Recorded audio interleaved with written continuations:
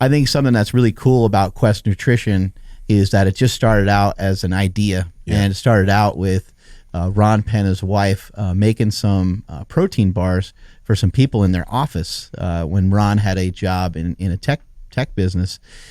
Everybody in the office actually really liked him a lot.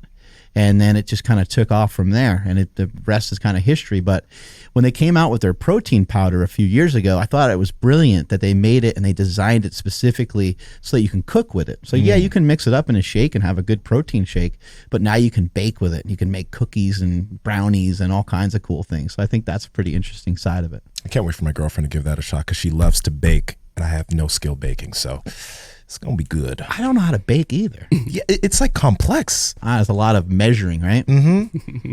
I don't know anything about any of that. Andrew, what do you got over there, buddy? If you guys want to get your hands on some of these awesome flavored proteins, get all crazy in the kitchen, make up your own little thingamajig? What could I call it? Concoction. Make your own concoctions. Head over to questnutrition.com, enter promo code MarksQuest at checkout to receive 20% off everything at questnutrition.com. All right, so Mark, how lean did you get in your bodybuilding show? I got as lean as I could. I was trying to be lean and tender. Not all of us can be tall, dark, and handsome. Some of us can be. You can tan. But did you eat a lot of lean meat when you were getting ready for show? I did. And you want to know what else is lean and tender? What? Piedmontese beef. Ooh, tell me more. You better believe that. The Piedmontese beef, what I think separates it out from a lot of the other companies is the fact that they somehow have the meat taste really tender and still have a lot of flavor. Yeah. But it's the fat reduction is amazing.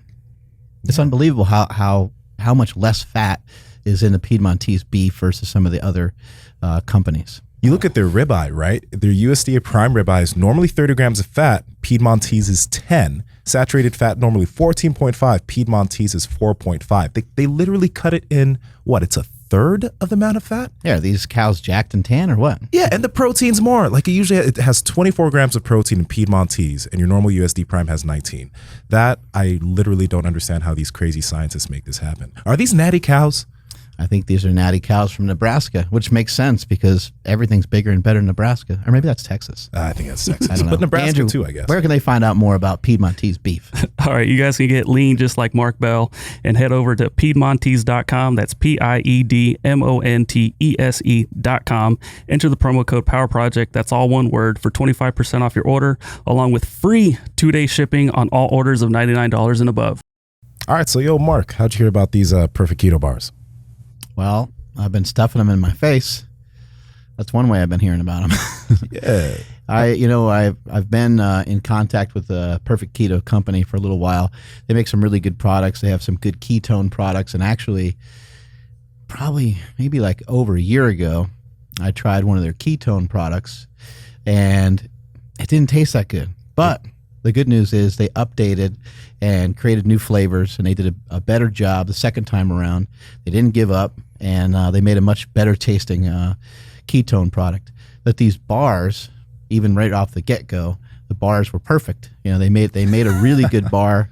They made a bar that's not gonna knock you out of ketosis, which is kind of hard to find. A lot of the bars have sugar, or they have a lot of hidden junk in them that can knock you out of ketosis. These bars have a good amount of fat in them, so they give you some good energy, and on top of that, they taste good. I've been kind of addicted, I got to admit, to the chocolate chip cookie dough. Yeah, that's your favorite? That's my favorite one. About second one? I like the salted caramel's pretty good, but there's one of them has macadamia nut in it, and I don't know which one that is, but that one's really good. And then they made a new one. They made a cinnamon roll one. Ooh. And that one's really good. That sounds good. Yeah, you guys got to try. Andrew would be eating the crap out of those cinnamon roll ones. I know for sure. That sounds good. So if anybody wants to check out any of the bars from Perfect Keto, you can head over to perfectketo.com/powerproject and use promo code PowerProject, all one word, for 15% off all Perfect Keto products. Yeah. Great to have you on the show today. Appreciate you coming on. Yeah. Thanks a lot for having me, Mark. Tell Chris I said, hey, what's up? Yeah, I will for sure.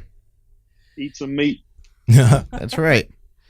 It'd be great to dive in on the topic of meat, because when I make posts, I primarily do a carnivorous diet. I still eat some vegetables here and there, and obviously, just like most people, I go off my diet here and there, and I'll eat, ice cream or something like that on occasion.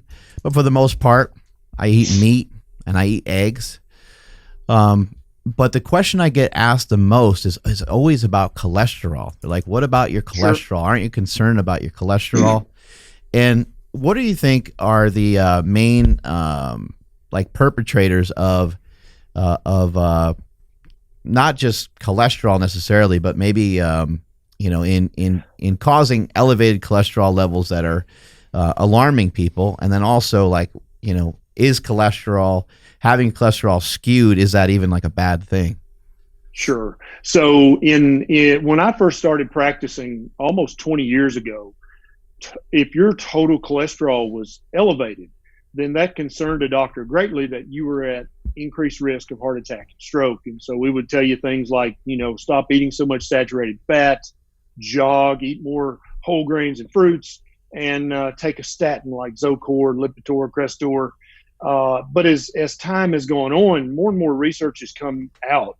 And so basically, if anyone listening, if your doctor is worried that your total cholesterol is high and that is a risk factor for heart attack and stroke, then your doctor is at least 10 years behind in his or her reading.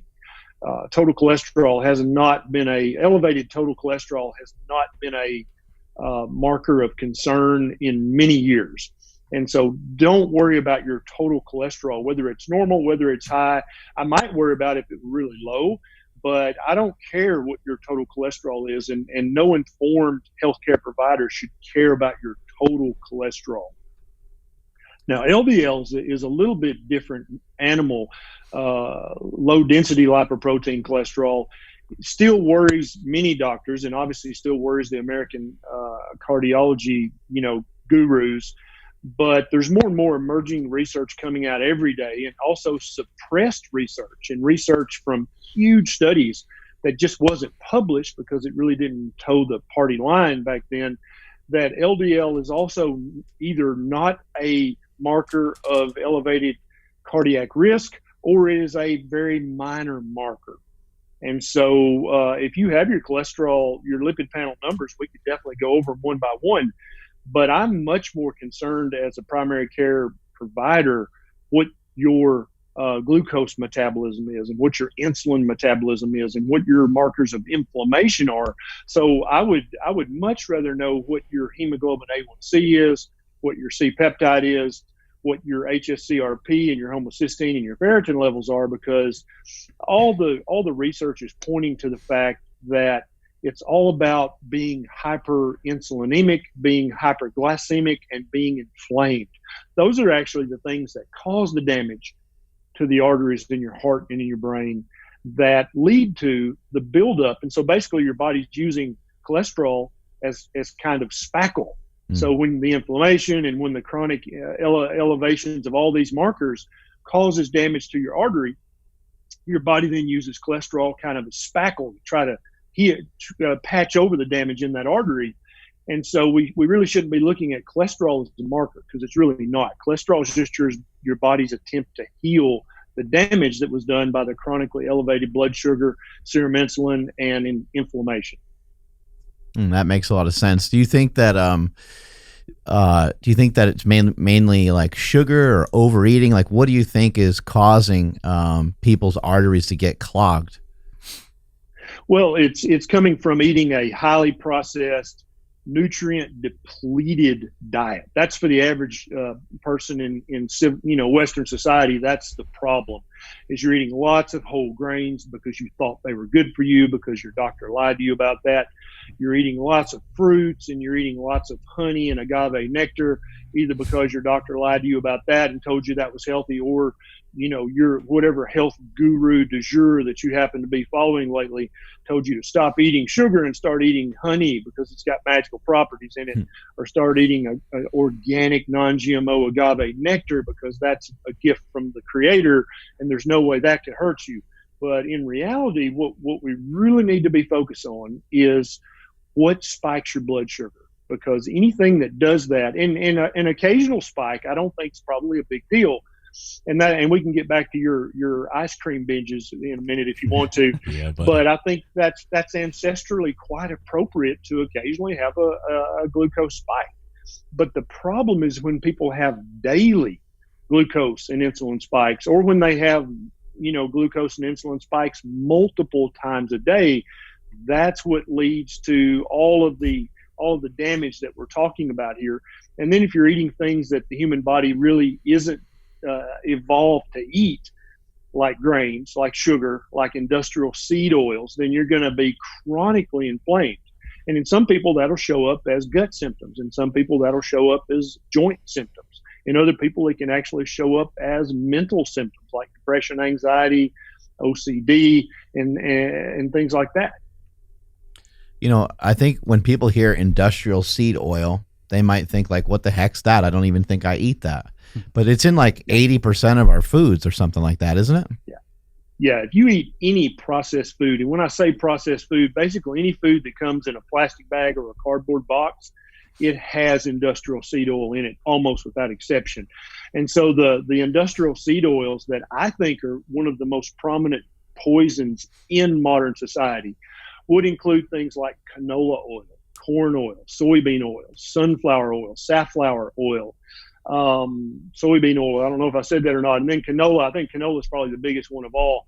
But any oil that comes from a seed that has to be sent to a factory, and chemicals and heat used to extract it, and then deodorants and detergent used to clean it up and make it so that it doesn't stink and that it doesn't have much of a taste. Those are industrial seed oils. Now, you can get oil out of some fruit seeds like coconuts and avocados and olives. You can get oil from those pretty naturally, and we've been doing that for thousands of years. But no one ever got seed oil from a cotton seed or a rape seed or even a sunflower seed until just really less than 100 years ago. And so there's no way that you can think that the human body has evolved to be able to use that as a real nutritional food within the last 50 years. It's just not possible. The human body does, however, know exactly what to do with natural oils like tallow, beef, bacon grease, chicken suet, any kind of animal fat. We've been eating that for millions of years, so we know exactly what to do with that. What exactly, just real quick, what problems are those vegetable oils actually causing? I don't know. Did you mention that, like the issues that they're actually giving us? Yeah, I think our body doesn't really know what to do with them, and so you really wind up with two problems with them. All of the vegetable seed oils or industrial seed oils like canola, cottonseed oil, and people don't realize that Crisco, and I can't believe it's not butter, margarine, vegetable shortening, all these things are artificially created in a factory.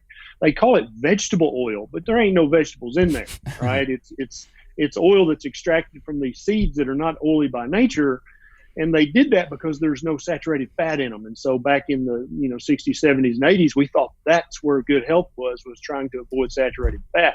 So I think the two problems you wind up with is you wind up with inflammation in the gut, which can then be translated to any different part of your body. But also we have to remember that every cell in our body has a cell membrane, right? Can't function without a good cell membrane.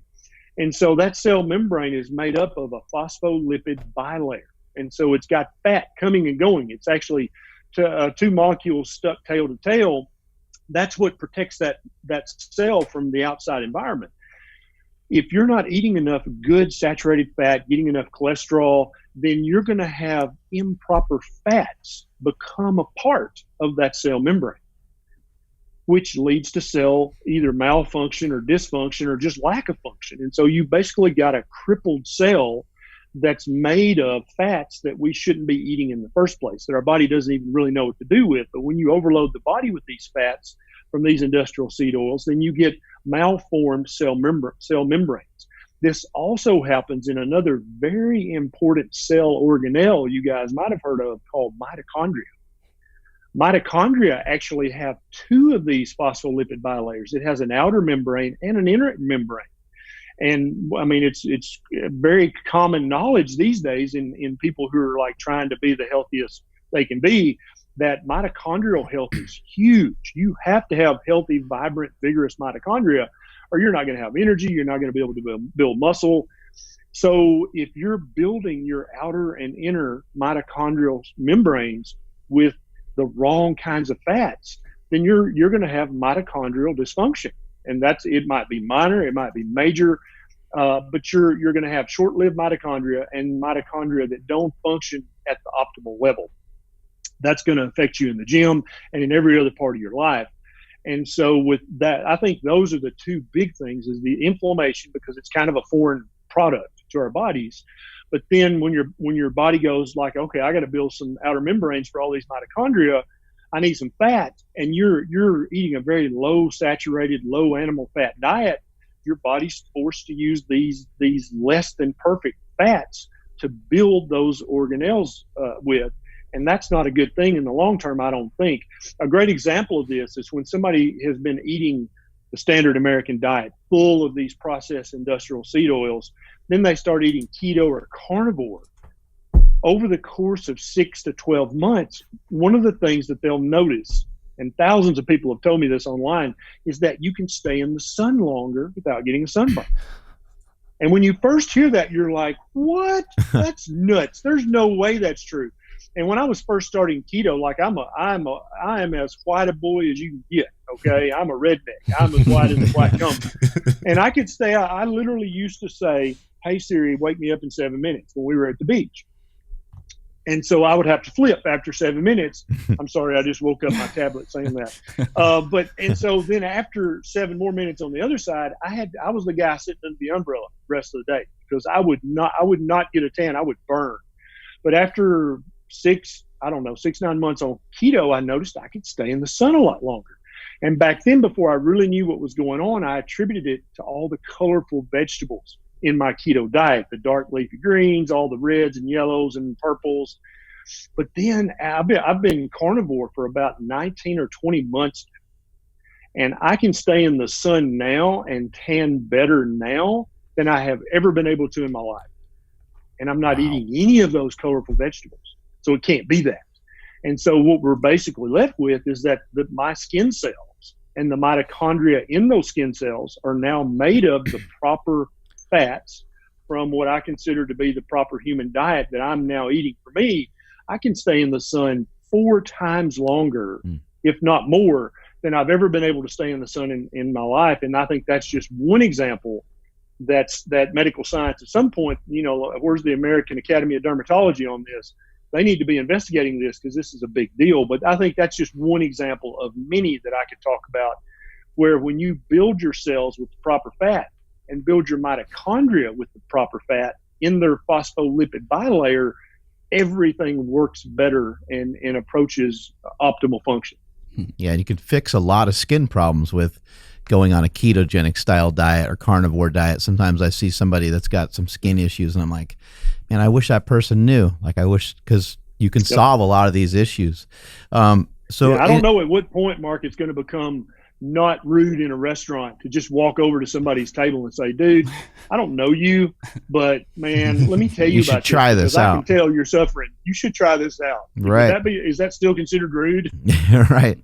And so basically, with this knowledge that we're gathering of these industrial seed oils, it appears that they are just as bad as sugar, I guess you'd say, right? Like, it's not always great to position things as good or bad, but in these cases, we have enough evidence to where it's appearing that, like I always say with sugar, like I don't have a problem with, people wanting to eat some sugar and enjoy it here and there, but I'm on board with you. You're like, we shouldn't be spiking our blood glucose levels all day long.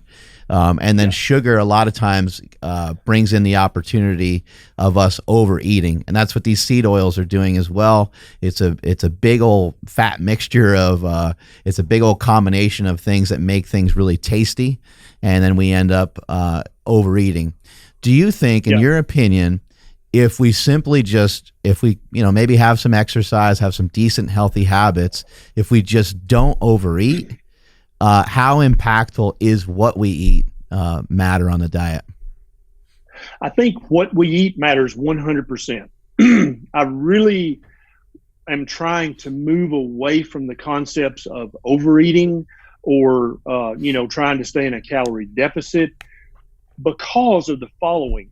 Anytime you say, oh, you got to stop overeating, that's an immediate moral judgment on the person you just said that to, right? You are calling them a glutton. You're calling them a sloth. I mean, you're literally accusing them of 2 of the 7 cardinal sins. Immediately emotions get involved, right?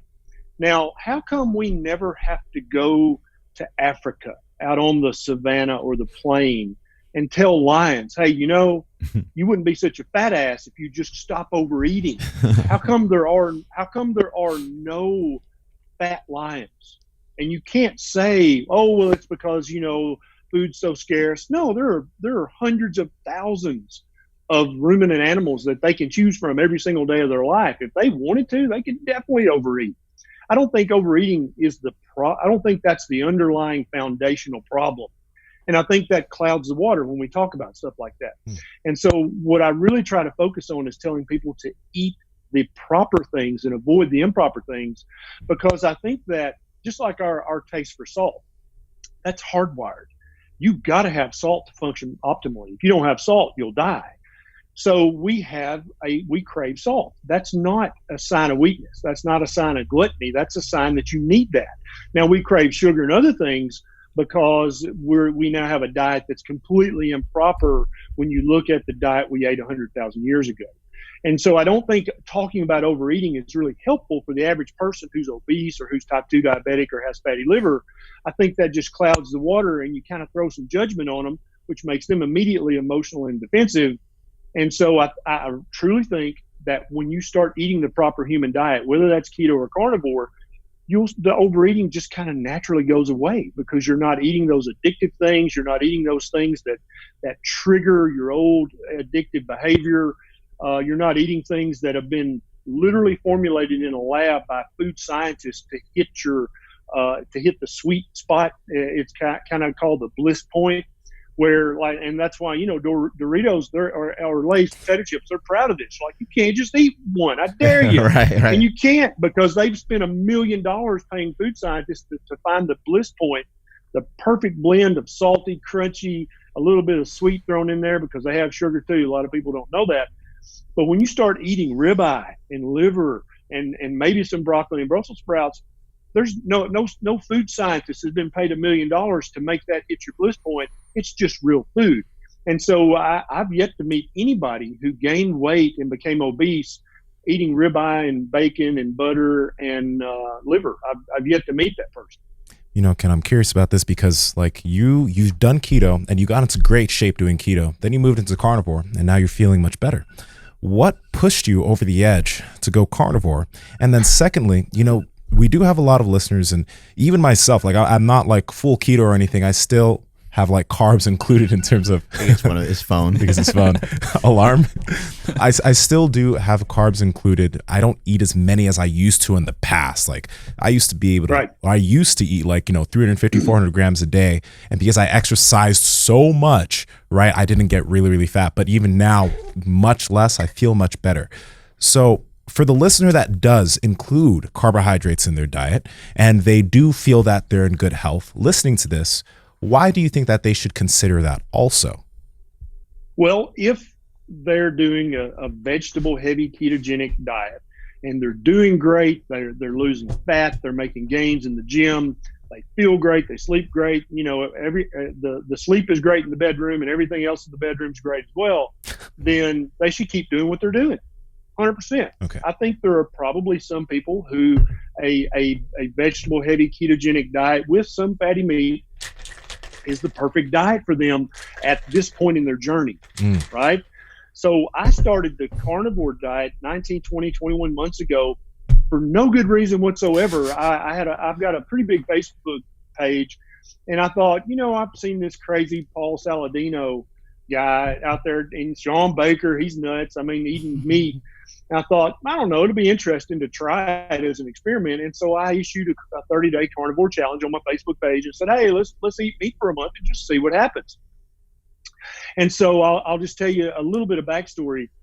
back when I was eating standard American diet, paleo, ancestral, I had severe heartburn every day. And I had a bustling medical practice. And every time the Nexium drug rep came with samples, the patients didn't get those. I got those. They went to my work cubby because I took 2 of those a day. I had severe heartburn every single day of my adult life. When I went keto, that got 80% better. Everything else got almost completely better, but that didn't go completely away. And I thought, well, I think I may have a little small hiatal hernia. I guess I'm just going to have that. And so I would take a Nexium maybe once a week, Tums here and there, but it was much, much better on keto. So here comes this carnivore challenge that I issued.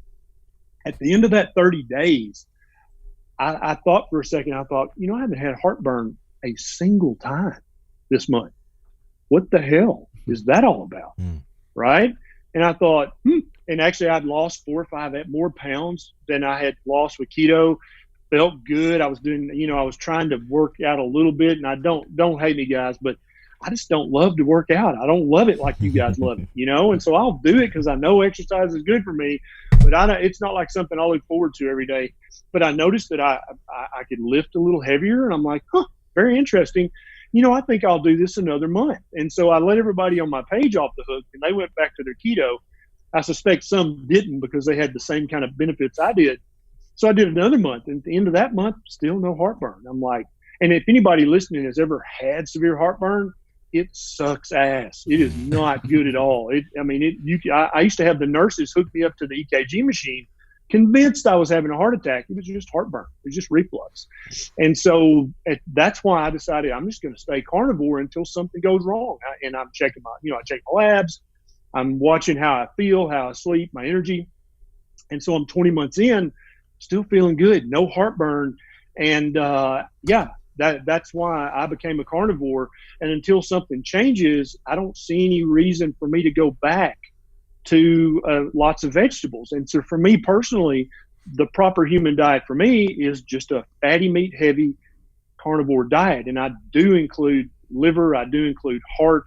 If I can get some brain, I include that. That's kind of hard to get, but I think that's the proper diet for my DNA.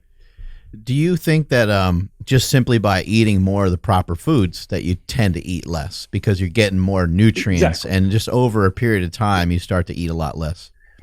Exactly right. I think you and I don't even want to call it eating less. I want to say you just don't overeat anymore because there are none of the old triggers there. I still had a little bit of carbohydrate craving on keto, and that's another thing carnivore completely cured. I could care less. It used to, my go-to dessert, if I was about to smash something stupid that I shouldn't, was hot fudge cake, right? I mean, with that hot fudge on there and that ice cream and that cake, holy crap, right? But literally now, Chris, if you set the best one in the world in front of me right now, I would be like, nah. Have you seen the video of the dog when they're trying to feed him a piece of Impossible Burger and he's just like, why are you putting that in my face? Why are you putting that in my face? I don't want that. That's how I would be with that hot fudge cake now. And so I think that you just stop getting any of the triggers to improperly overeat, right? So let's go back to that lion on the savannah. When he kills a 400-pound wildebeest, does he just eat a palm-sized portion of the lean part of that wildebeest and then leave the rest for the hyenas? No, he gorges on that, right? And so what I tell people is do some intermittent fasting every day. And then for 2 to 4 hours a day, I want you to feast. I don't want you to eat a palm-sized portion of anything. I want you to eat until you're comfortably stuffed, because I think for the length of time we've been on this planet as humans, that's what we did. When you found food, you ate until you were comfortably stuffed. And then you might not eat again till the next day or for several days. But I think overeating is an artificial concept that's come from us being fed unnatural, improper foods for the last 100 years. We are mammals, just like the lion and just like the antelope. And I think we would have to try to become obese if we were eating the proper human diet. So I think it just removes all the triggers to overeat. And when you find the proper human diet for you, whether that's keto or carnivore, you just stop overeating. And it's not going to happen overnight. It's just like if you were drinking a fifth of vodka a day, right? If you wean that down over 3 to 6 months, you would feel great at the end of that time. you just wouldn't have that addiction anymore. You would know, I can't ever go back there. I can't ever eat that hot fudge cake again, or I'm going to be in trouble. I'm going to feel like crap, and I'll also probably be a carb addict again. But I think when you find the proper human diet for you, all those triggers go away. In all the people that you've worked with over the years, I think a lot of times people have a tendency to view someone who's heavy as being lazy. And Sure. I've been sharing this message with a lot of people. I'm like, look, I know a lot of people in my life that are heavy. These people have excessive amounts of body fat on their body, but they're not lazy. These are people that go to work every day. They work really hard. They have a lot of great discipline in other areas of their life. It's just when it comes to food, food's really got a good stranglehold of them on them. Where should someone start? Because they do have some inner discipline, they got some inner drive, and they obviously can start to make some changes. In your opinion, where would someone start? Because they're like, man, like I gotta ditch carbs. Like, you kidding me? So first of all, you got to come to terms with the fact that you're a carb addict. You've been improperly trained as a human about how to eat, and you've also been misled by huge corporations who have billions of dollars of profit in the process here. They don't care. They want you to be obese because you'll eat more. They want you to sit and watch TV and eat all day. Big food wants you to do that. Big pharma wants you to do that. I don't think there's a conspiracy. I just think that's where the profits are. Like you said earlier, you can make anything from a jelly donut to a pizza crust with sugar, grains, and industrial seed oils that have a shelf life of anywhere from 1 to 7 years. That'll sit on the shelf forever. So you got profit coming if people are eating that stuff. So when people realize, hey, I'm a human animal, and there is a proper diet for me, and this stuff ain't part of it. So that's number one. Number two is you got to stop blaming yourself. You are not a glutton. You are not a sloth, right? I could take a wolf in the wild and I could get him addicted to crack cocaine if I put it in meat, right? Does that make him is he a morally bad wolf now that he's a crack addict? No, I tricked him. He didn't know better. He thought it was just meat and he ate it. Now he's addicted to crack. That's what's happened to all the human animals on this planet. They've been tricked by big food into thinking that the food-like products that big food sells them is real food, but it's not. It's an addictive food-like product that they make billions of dollars off of. So first of all, stop blaming yourself. You're not a glutton. You're not a sloth. You're an animal. And when you find the proper diet for the species of animal you are, all that crap's going to tend to go back to normal. And so for somebody who has no idea what keto or carnivore means, step one is stop eating all sugar in any form, whether processed or whether natural in fruits and honey and agave nectar. Stop all the sugar. Now, if you're a carb addict, if you're a sugar addict, you're going to have withdrawal symptoms. That doesn't mean that going keto is bad for you. That means you're a carb addict, and you're going to have to break that addiction, and that's going to suck for 3 to 10 days. Anybody that stopped smoking or stopped drinking alcohol, you will be familiar with these withdrawal symptoms. They are the classic withdrawal symptoms, from headache to insomnia to irritability to nausea to just feeling like crap in general. You got to break that addiction. The second step is you got to stop all grains, whether it's wheat, oats, rice, corn, millet, quinoa, amaranth, rye. There is no grain that human beings have eaten for more than 15,000 years. And 15,000 years is just a blip of time compared to how long we've been on this planet. Grains are wonderful if you're trying to not starve to death. They will keep you alive, right? They're also wonderful if you're an emperor and you've got thousands or millions of subjects that you need to feed as cheaply as possible. Grains rock. If you're a general in the army and you got to feed a bunch of troops and keep them from dying and until they get to battle, grains work great. But if you're an individual human who's trying to optimize your health and reclaim your health, grains are going to inflame you. And when you start to chew up a slice of whole grain, non-GMO, organic, stone ground brown bread, you have an enzyme in your mouth called amylase, which immediately starts to break that bread down into glucose and fructose, right? And the reality is that any carbohydrate you eat will break down ultimately into glucose and fructose. There is no exception to that. There's no argument can be made. That's settled science, as as our vegan buddies like to say, right? But it is settled science. That's what happens to carbohydrates in the human body. We break them down to glucose and fructose. And so stop all grains. You don't need them. There's nothing in them that you ever need to eat again. Step 3 is to stop all the industrial seed oils we talked about earlier.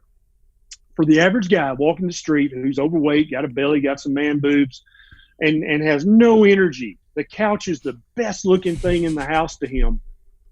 That guy's going to immediately start to feel better when he does those 3 steps. And then he can be watching my Keto 101 video series on my YouTube channel and learning the other ins and outs of keto while he's doing those 3 steps and going through the carbohydrate withdrawal. I think that's how even the most morbidly obese person who's the most metabolically ill, severe uncontrolled type 2 diabetes on insulin, that's the first 3 steps. You got to realize you're a human animal. Secondly, forgive yourself, because it's not your fault. You've been tricked. And maybe your mama and maybe your wife were in on it, but they didn't mean to be, but they were, because they were tricked as well. And then step 1, 2, and 3, remove the sugar, remove the grains, remove the industrial seed oils. You know, Ken, like when you say all of that, I know a lot of people listening are probably thinking, well, then how about like my fiber? Because you're fed and you see all the studies and how fiber is said to prevent all-cause mortality. Just eat some fiber, right, and you'll die less early. How do you respond to that? So there's actually pretty substantial research that shows that fiber in your diet, if you have any kind of gut issue like irritable bowel, Crohn's, ulcerative colitis, your symptoms get worse the more fiber you eat. So we'll call that evidence of article number 1. Number 2 is that exclusively breastfed babies get 0 fiber in their diet for sometimes 2 years, but they poop like a champ. Okay, anybody who's ever had an exclusively breastfed baby in the house, they shit like a champion. So you don't need fiber to poop. You just don't. You don't need fiber for gut health. And so when we talk about colon cancer and fiber, that's kind of their last bastion of hope to try to get you to eat vegetables, it's all observational data. It's all based on the food frequency questionnaires that I and a lot of my colleagues have been talking about for years. It's just atrocious science. If any other branch of science, if engineering or genetics or even medicine, if we use the same level of evidence that nutritional science currently uses, we'd be fired or drummed out of business. It's just terrible science. And so then I would say the next article of evidence would be, let's talk about the carnivores who've been carnivore for 20 months like me. I have no problem in the restroom, right? There are carnivores who have been exclusively carnivore for 20 years. They haven't died. They look great. They look 10 years younger than their chronological age, and they have no problem in the bathroom. So it's kind of dumb to say that you need. And so first of all, if you still believe in fiber, then eat lots of leafy greens and bright colored vegetables that are full of fiber. You don't need grains to get fiber. It seems like a lot of disease would be eradicated if people just stopped eating carbohydrates. Yeah, a lot of diseases would be eradicated and a lot of fortunes would be lost. You're exactly right. When it comes to the carnivore diet, those that are against it and even those that are for it, like our boy Paul Saladino, everybody always talks about the charring the meat and grilling the meat and the carcinogens and the risks that are, or the lack thereof risks, right? After reading your book, right. Is there any merit to some of those concerns? Perhaps, but probably not. And so let me start this by quoting roughly or paraphrasing Carl Sagan.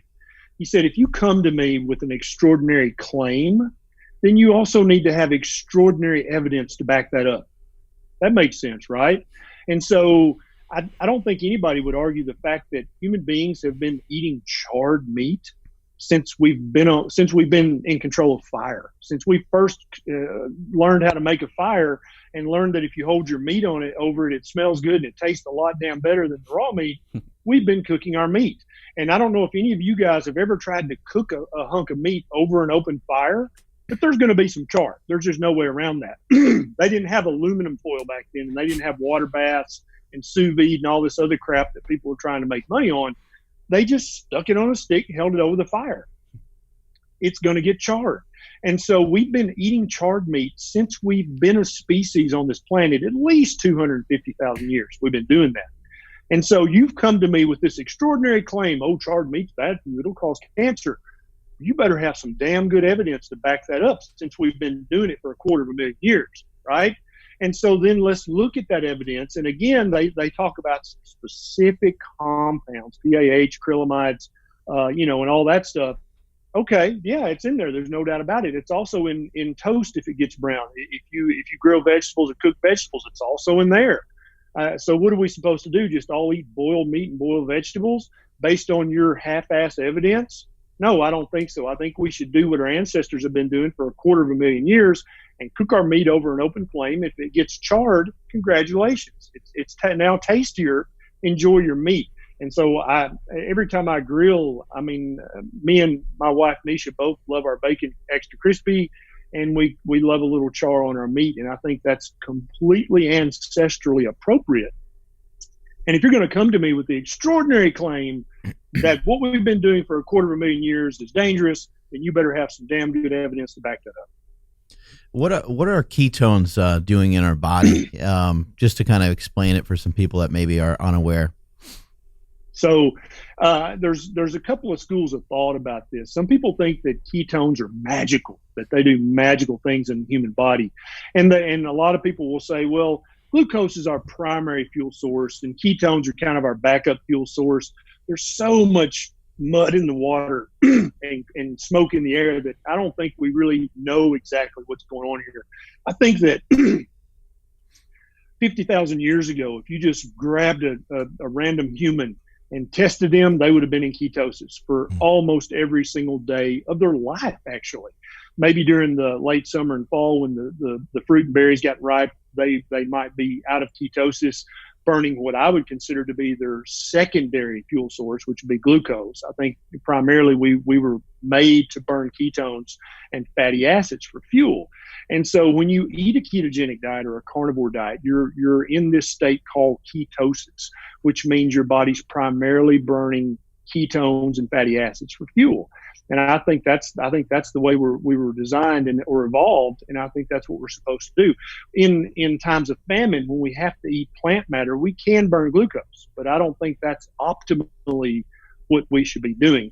And so all the benefits that accrue from a ketogenic diet that you guys have all experienced, and everybody who's started an Instagram account just to tell the world about this magical keto diet because it's changed their life, those are the things that ketones do for you. Your brain functions better.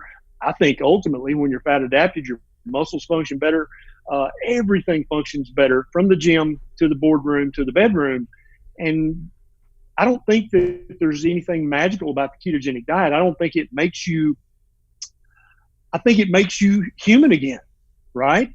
And so that depressed, miserable, inflamed, fat-ass self of yours that you either currently possess or you used to possess, that's not what it means to be a human.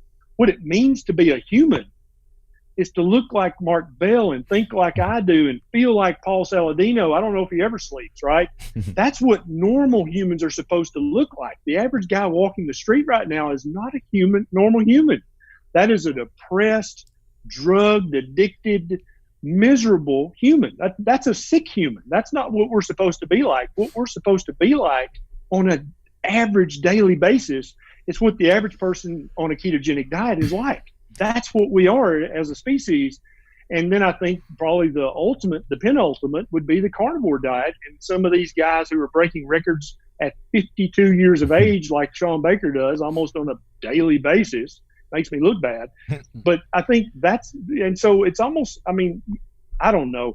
People need to understand we are the alpha species on this planet for a reason, not because we're sick, fat, depressed gluttons and sloths, but because we're kind of like superhero material if you feed us correctly. I think, a ketogenic and carnivore diet, I do think they're magical because it does make things disappear. It can make type 2 diabetes disappear, which is like, yep. That's a huge, has a huge negative impact Absolutely. on our society. People are like losing limbs and stuff like that from Absolutely. being, having type 2 diabetes. And then there's been a lot of strong links between type 2 diabetes and heart disease.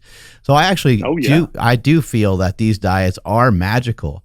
And I feel that they give us what we're really lacking, what we really need, and that's some control and some self-discipline. Right. And then what you'll often hear on a ketogenic diet, when I've prescribed it to people, they'll say, you know what, I had, 2 eggs in the morning and 2 slices of bacon. And they're like, my next meal was at like 4 o'clock. And then they're like, I had a small dinner and I was good. And they do that repeatedly over and over again. They get themselves in this state where they're no longer consuming calories 12, 15, 16 times a day, which we do through all of our food and snacks and beverages. And to me, it ends up being, a magical thing. There's been some evidence that's starting to point to ketones might perhaps fight against cancer. Like, what is your take on some of that? Yeah, and so if you're eating the proper human diet and you have what I consider to be a normal amount of ketones in your bloodstream, and definitely that's going to suppress your risk of cancer.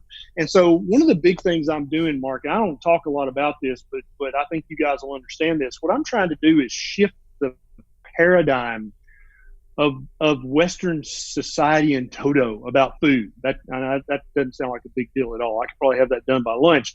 But when we call the keto diet magical, that creates room for products to be produced, right? That creates a false market. It's what it does.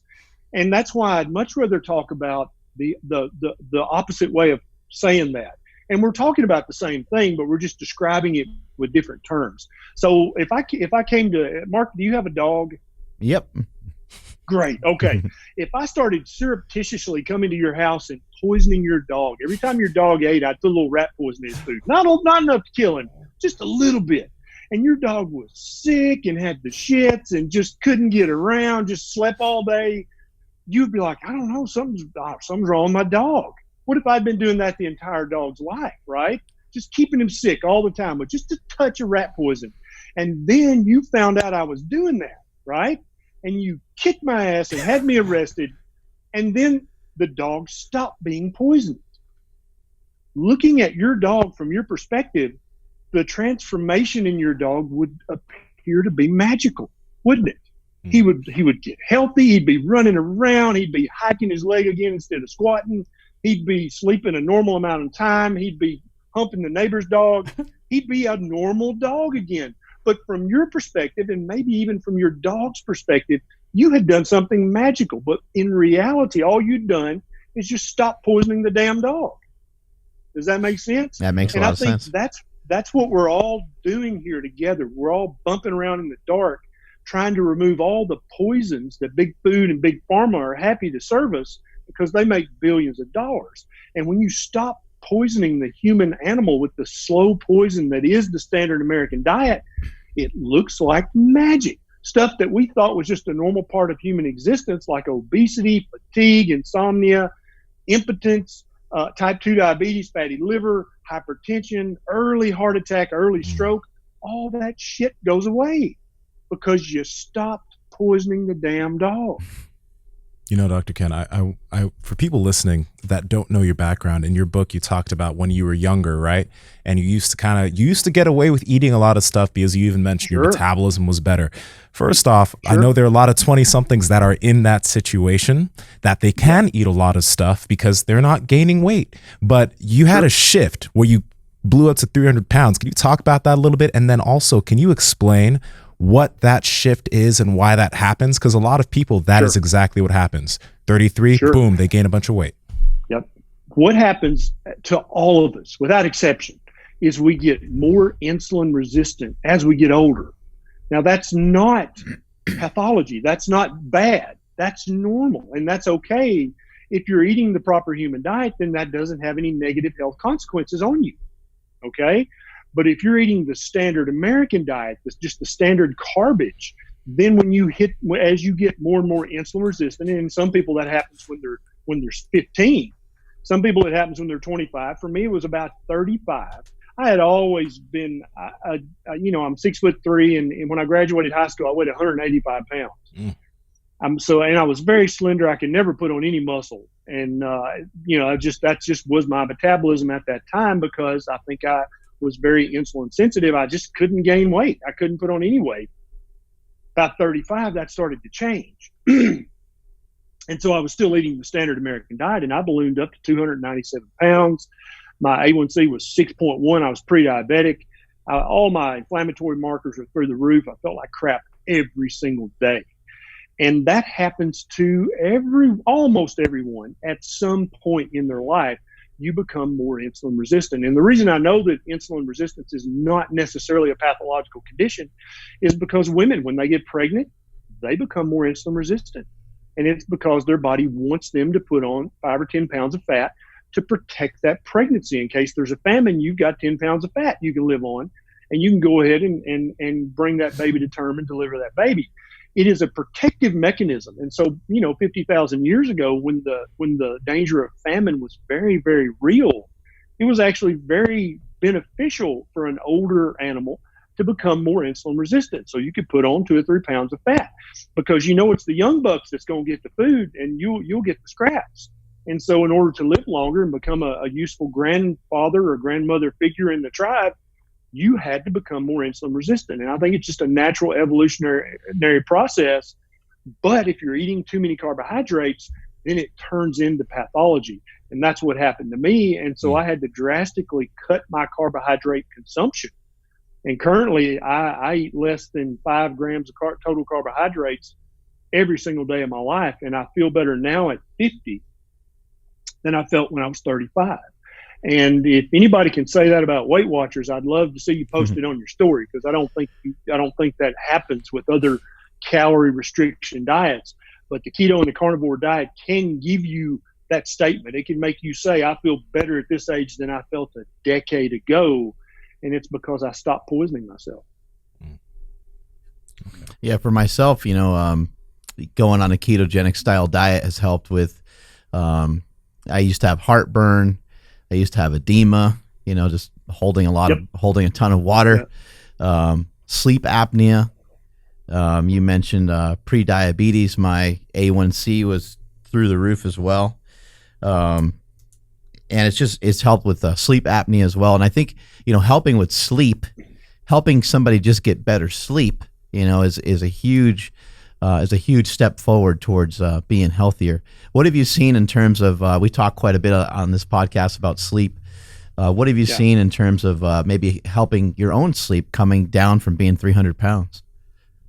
Oh, absolutely. So as a carnivore now, first of all, I feel like I need less sleep now, less total hours to function optimally and to have perfect energy. I don't need the 8 hours of sleep that I used to need.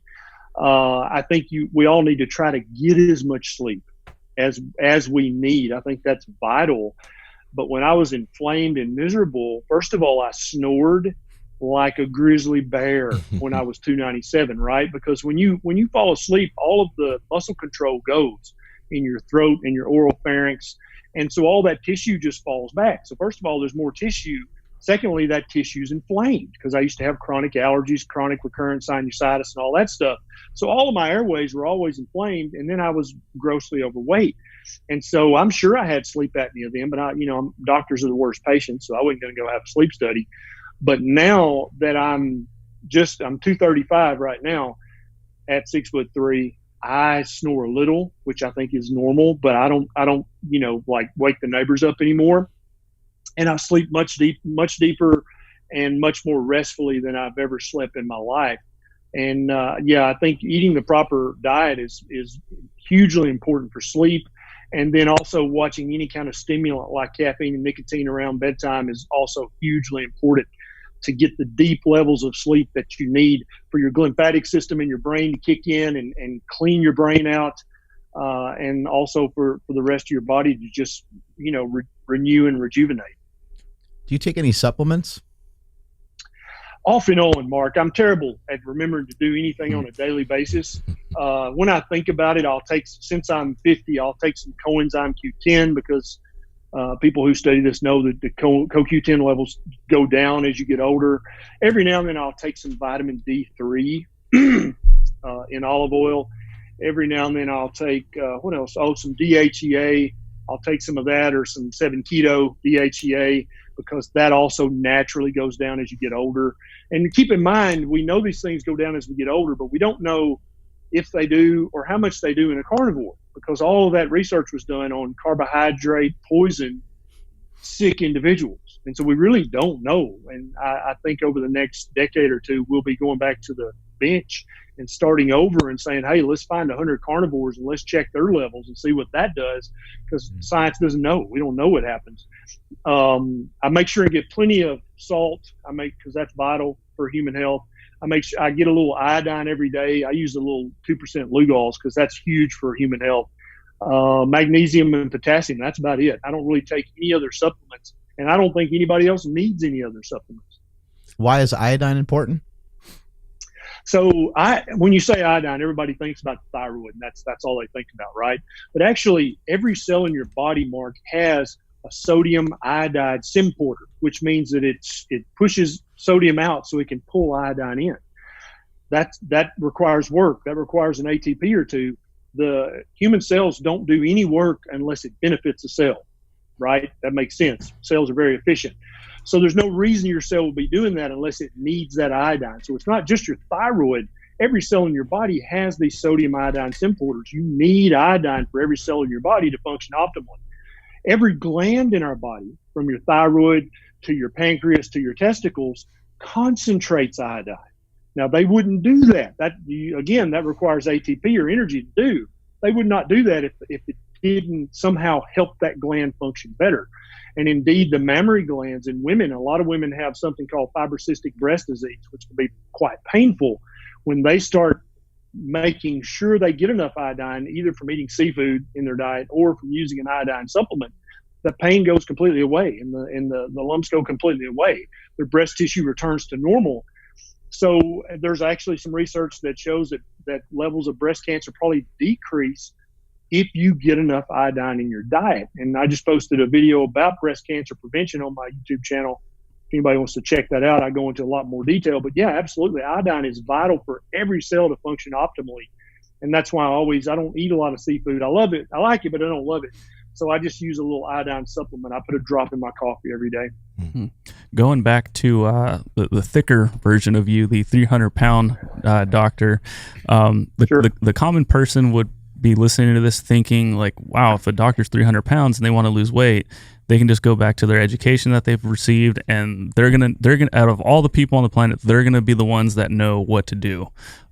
When you did set out to try to lose some weight, what happened initially? Yeah, and this is why I say, and this triggers a lot of healthcare providers, but I really don't care because they need to hear it. Do not take nutrition advice from a fat doctor. Don't. That's like taking car advice from a mechanic who, has to take the bus to work because his car won't start. That's idiotic. Do not do that. Back when I was a fat doctor, I didn't know what the hell I was talking about when it came to human nutrition. And I'm happy to admit that now. And so you're right, exactly what I did. I went up in the attic and I found my nutrition notes. We had a nutrition class my second year of med school. I think it was one day a week for half a semester. That's how important they thought human nutrition was in my med school. And I got all my nutrition notes down in the textbook. And so the textbook was about half-inch thick, and all my notes were about a half-inch thick. So that's it. So I got all that down and went through it again. And I can sum it up for you guys. It was three things. First of all, avoid all saturated fat. Secondly, eat more whole grains. And third, jog.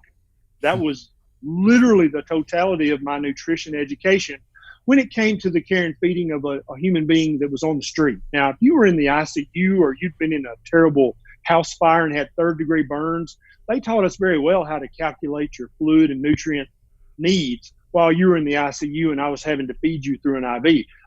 They taught us very well, but when it came to the feeding of a normal human being, right, somebody who just had a job and a dog and a spouse and just lived their life, that's the three things they taught us. Avoid saturated fat, eat lots of whole grain, and jog. So I did that. I did that for 2 months, and I gained 10 more pounds. And that was my epiphany.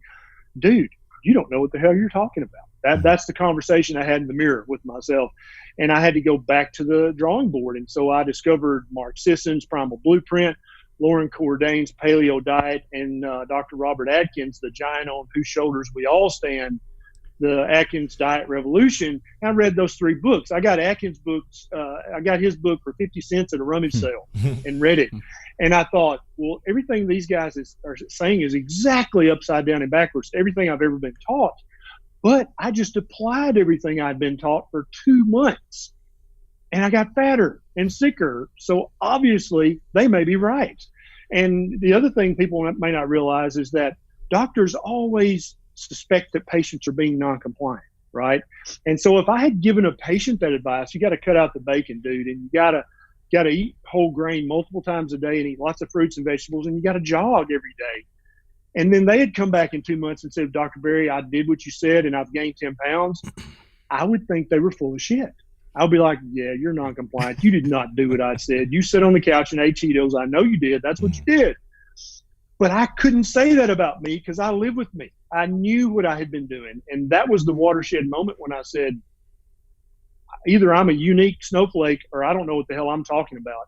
And that's when I discovered eating high fat and low carbs. That what Mark calls the magic of that was because what I was teaching people didn't work. I would tell you immediately, Mark, join Weight Watchers and join the gym. Eat more, eat less, burn more. Duh, it's simple, right? But when I applied that to me, did not work at all. And it also doesn't work for millions of other people. But that's the advice they're getting from people they trust. You know, in your book and throughout the whole book, you talk about people need to be their own advocates. They need to try and learn this stuff on their own. They need to look at the research. But you also talked about in the book, there's been so much research done on red meat, that red meat causes cancer. And people will pull that up so much because there's so many papers on it. And then you address the healthy user bias. Now, a lot of listeners are going to go and look at research, and I want you to kind of help us explain what is the healthy user bias and what do people need to look for, because you could find a study that can tell you what you want it to say to feed your own belief. Yep. How do we need to look at that? I just tweeted the other day that normal people shouldn't even know what a p-value or a relative risk ratio is, but because of the shitty state of nutrition research right now, people have to know what that stuff is in order to know if this study I just pulled up about red meat or about whole grains actually means anything or not. People shouldn't have to do that. And people shouldn't even have to know the term healthy user bias. But we currently have to because nutrition research is so terrible. So healthy user bias is basically if we're going to do a big observational nutritional study and we get 100,000 people, and we're going to give them a food frequency questionnaire that maybe has 30 or 100 questions on it, multiple choice questions like, how many cups of ribs have you eaten in the last 12 months? First of all, that's a stupid question. Who can answer that, right? But that's actually one of the questions on Walter Willett's food frequency questionnaire is how many ribs have you eaten in the last whatever amount of time? So anybody who is trying to be healthy, they're going to be doing everything that they think is the method to get healthy. And so they're not going to be smoking. They're not going to be drinking too much alcohol. They're going to be trying to stay very active. They're going to be trying to think about their sleep. And so if that person happens to be eating not as much red meat, right? Because they think that's not healthy. They've been taught that if they watch TV. Now we've got this other guy over here who don't give a damn about his health, right? He smokes, he drinks a 6-pack of beer a day, while he's sitting in his recliner every waking minute of the day that he's not at work, right? He doesn't think about what he eats. When he eats that red meat, he also eats the bun and the supersized fries and drinks the Route 44 Coke along with it. When you look at these two people, yeah, that guy eats more meat. And so if you just said, oh, there you go. Look, he had a heart attack at 50. Red meat causes heart disease. That's the healthy user bias, because this other guy over here who's starving himself and who's jogging and who's not smoking, not drinking, and he doesn't even own a recliner, he's going to look healthier because he's doing all these other healthy things. Could you imagine somebody being obese just eating meat? No, I don't think it's possible. And I would like to use your platform to issue a challenge to all of our vegan brothers and sisters out there whom I love. To all of the plant-based people out there, I defy you to do a 1 month challenge. I want you to eat as much beef, butter, bacon, and eggs as you can hold as many times a day as you can. I want you to document this, and I want you to be honest, and I want you to prove me wrong, because I don't think it's possible to become obese by eating just fatty meat. And I want you to use the fattiest cuts of meat you can find and try to, because you believe that eating saturated fat makes you fat. I want you to go out of your way to cook everything in butter and bacon grease. And I want you to prove me wrong. I want you to make yourself gain a substantial amount of fat, not weight, because you're actually going to put on some muscle naturally if you eat that diet. Can't count that. I want to know what your body fat percentage is before and your body fat percentage is after, because what's going to happen is your body fat percentage is going to go down and your lean mass is going to go up. And you're welcome in advance for that, but it's going to prove your theory wrong.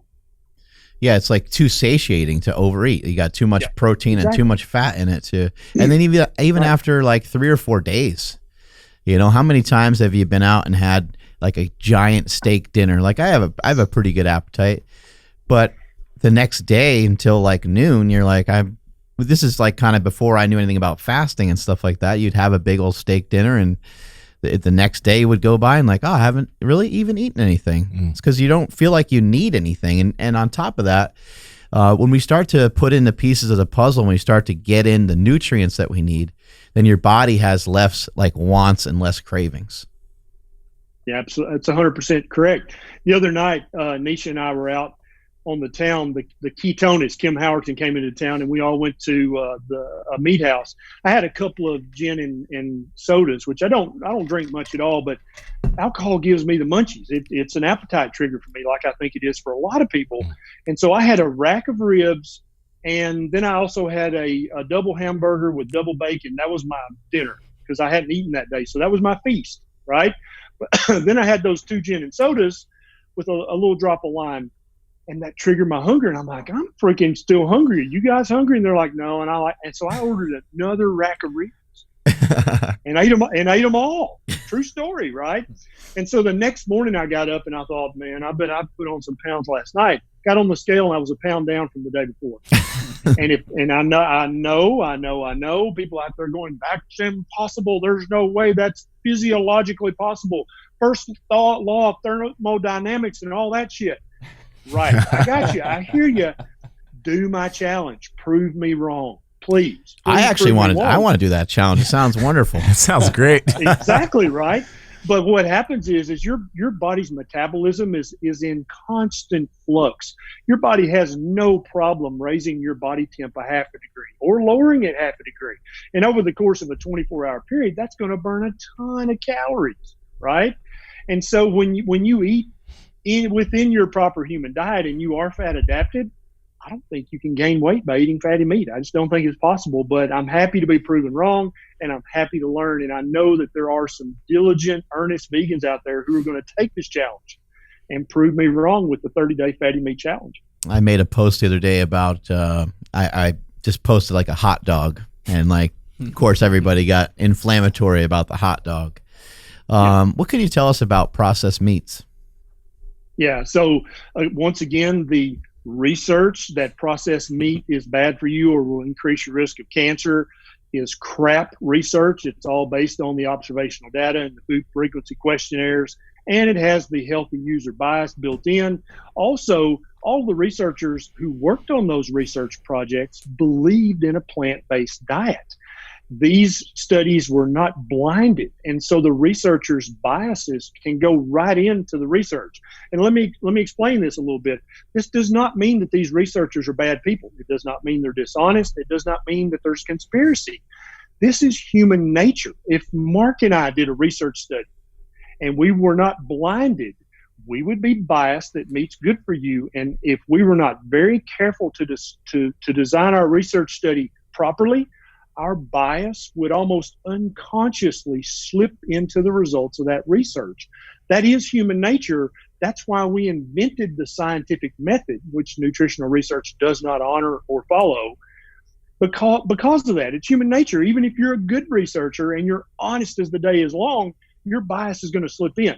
And so all the research about processed meat has healthy user bias. It has food frequency questionnaire bullshit answers, and it has the bias of all these plant-based loving researchers built into it. It's all crap. It's meaningless, right? There's more nitrates in a stalk of celery than there is in a whole pack of hot dogs. Mm. So if it's nitrates, you can forget that. If we start talking about all the other stuff that I talk about in that chapter of the book, there's more of that in other plant-based, there's a piece of toast has more, all that stuff. And so the research about processed meat is dumb. Now, I know there are a lot of purists out there in the carnivore community who will get triggered by this. Be like, no, by God, you have to eat $22 an ounce ribeye or you're going to hell and you're going to get cancer. No, I'm sorry. There's no research that backs that up. I think probably it's a little less bad if you eat, grass-fed, grass-finished, panda massage beef. That's probably a little better for you. Maybe 5% better for you than eating the cheapest hot dogs you can get from China Mart. It's probably a little better. Yes, I totally agree. But is it worth $22 a pound? No, not if you're broke as a joke like I used to be, or not if you're one paycheck from the bill collector coming to knock on your door. Eat the best quality meat that you can afford. And if that's those cheap red hot dogs that ain't kosher and ain't no telling what's in them, that's way the hell better than buying a family-sized bag of Doritos. Seems like the main thing here is just to not eat carbs and to avoid seed and vegetable oil. That's it. Literally, it's pretty that simple. It's not very sexy, and there's no products that you can make $1 million off of, Mark. I'm sorry, but there's no market here for us. Basically, just stop poisoning yourself, stop eating crap, eat things that we've eaten for at least 250,000 years, and magically you'll get healthy and you'll lose the excess fat. And in addition, we might be able to be less depressed, might be able to get rid of things like ADHD. Absolutely. Maybe some, some other types of diseases, right? Yeah, absolutely. I'm working on a YouTube video right now about carnitine. You guys love meat, so you know about carnitine. You get it from eating meat, but you also can manufacture it in your body. Looks like that up to 20% of kids with autism, boys with autism, have a defect in their carnitine manufacturing pathway, so they can't make it, or they can't make it efficiently enough to get enough of it for their brain, which it's absolutely vital for proper brain function. So if you take that young baby boy who has this defect and he's on formula for the first 6 months of his life, and then you start to wean him off formula onto rice cereal and all this bullshit garbage that we think is baby food. If it says the word Gerber on it, you can consider that baby poison, not baby food. Okay, it's not going to kill your baby today, but it's a slow poison. It's gonna lead to diabetes and obesity. It's just going to. But that little baby boy weans off plant-based formula onto plant-based solid foods, he's not getting any carnitine. And so about 6 to 9 months of age, you start to notice your beautiful baby boy, who was very bright and alert, stop making eye contact and stop hitting his milestones. Looks like up to 20% of autism in boys may be from this carnitine pathway defect. And I'm working on a YouTube video about it right now, but that'd be huge, wouldn't it? If we could help 20% of the boys with autism, and it's predominantly a male problem anyway, right? It's like 95% males who have autism. What if we could just magically, as Mark said, make that autism spectrum just kind of go away? That'd be earth-shaking, wouldn't it? Or did we just stop poisoning that baby boy and give him the meat that he needed to fuel his brain? I don't know. It's a very complicated thing too, because with autistic children, it's so hard, or just in children in general. Yeah. But then with autistic children and the parent, feeling so bad this child has this disorder, that the parents are, trying to give them whatever will keep the kid happy. They're trying to give them mac and cheese and, whatever will keep the kid satisfied. So that whole thing gets to be really, really difficult. But yeah, that would be amazing if we had more research in that field. And then we could say, hey, look, I know it's really, really hard to try to feed your child some steak instead of the mac and cheese, but we got to figure out a way to do this. Absolutely. And I'm sure you guys have seen the movie called The Magic Pill, but you can watch the it's not even evolution. It's just they stopped poisoning their sweet little girl. She had severe autism, right? And couldn't hold a spoon, couldn't speak 2 words together at the beginning of the movie. And by the time they had gotten the Cheez-Its and the Ritz crackers and the Goldfish crackers out of her mouth and actually put some real food, by the end of the movie, she's holding a spoon and putting 4, 5, 6 words together. That's the kind of almost miraculous benefit that we can expect when we feed any human the proper human diet. Now, if that human is sick and very susceptible to the poison of the standard American diet, then they're going to be sicker, and it's going to be more miraculous when you stop poisoning that child. But all of us are going to reap some kind of benefits when we eat the proper human diet. You know, on the subject of kids, since we're talking about that, there are a lot of parents listening, right? And you mentioned that as you get older, insulin resistance increases, you know, in your 20s, 30s, whatever.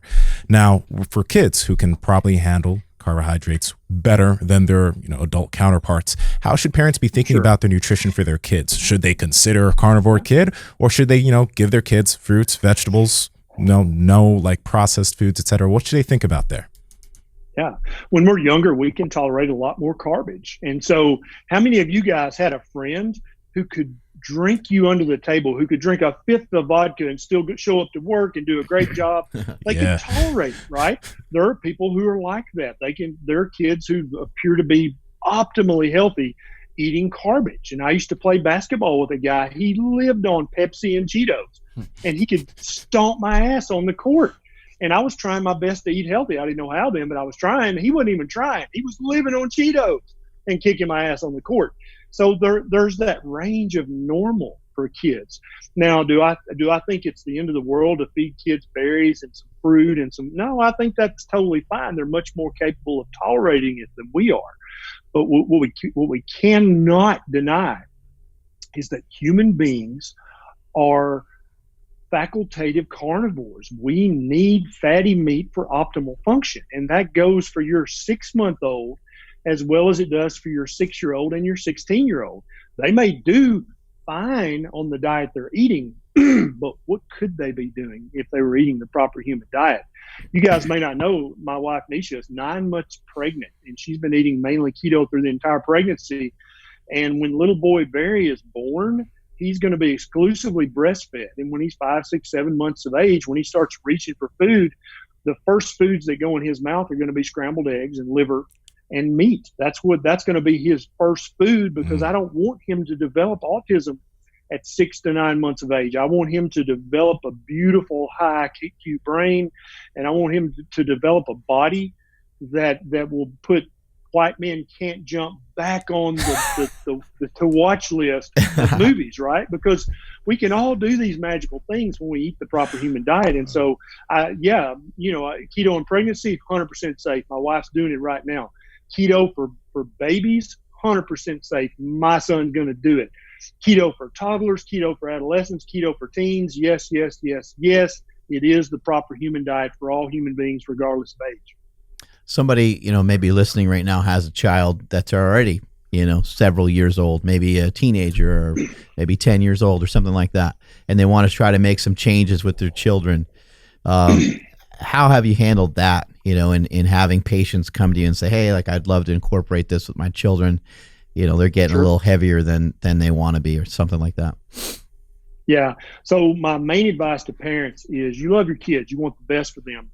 But also, you don't want to fight. You don't want this to be a huge where you put your foot down and you made immediate. It doesn't have to be that way, because remember, I just said kids are much more metabolically resilient because they're much more insulin sensitive when they're younger.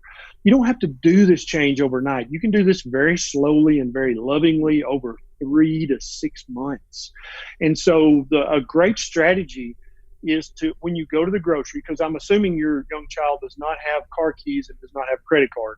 They don't buy the groceries, you do. So you're in charge of that. But that doesn't mean you need to be a keto, Nazi and just say, that's it, by God, this is a keto house and there's never going to, no, don't do that. You don't have to do that.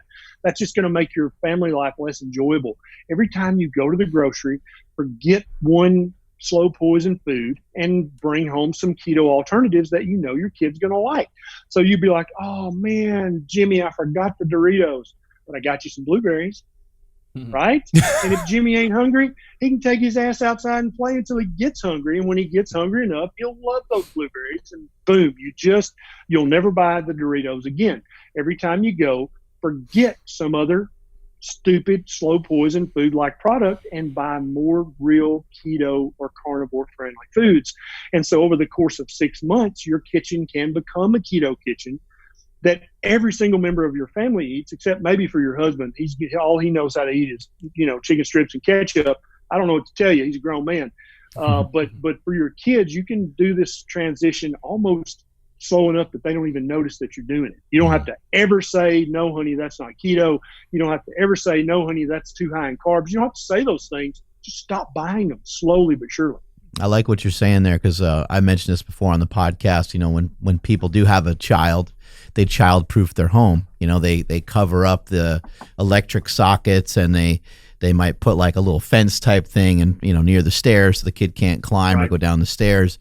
And I think that this is what people need to do when it comes to obesity and it comes to some of these diseases. We need to like fat-proof our home. Yeah, and you don't yell at your kid when they go near the electrical outlet because you're an electrical outlet Nazi. You don't smack their hand when they start to stick their finger in there because you're the electrical outlet police. You do that because you love them and you want to protect them.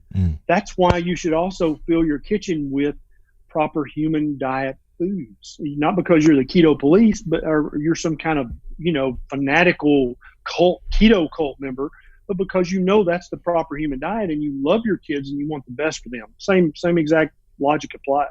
What are the biggest lies that people are being told by their doctors? The biggest lies they're probably currently being told is that saturated fat is very, very bad for you. It'll lead to heart disease or stroke. Whole wheat is very good for you. It'll protect you from diabetes. There are actually people out there who say that whole wheat grains will lower your risk of developing type 2 diabetes. Yeah, there's a little heart and there's all the information on the oatmeal boxes and everything. Yeah. And every older person in the world's eating that. Yeah, it makes no sense whatsoever. And so then again, the healthy user bias comes into that because if somebody's eating whole grain bread, they're probably trying to be healthy in all these other ways. That doesn't prove anything. That just means you didn't do good research. Another great lie. And so everybody, when they say you should eat more fruits and vegetables, right? I don't know if that rolls off the tongue easier, but I mean, if you want to eat more vegetables, have at it. That'd be my guest. Paul Saladino might disagree, but I think vegetables are probably the least poisonous of the carbohydrate containing foods. But let's stop saying fruits and vegetables because fruits are full of sugar. They've basically they're not genetically modified, but they've been crossbred for the last 100 or 200 years to be these big sacks of sugar. That's what they are. There's no doubt about that.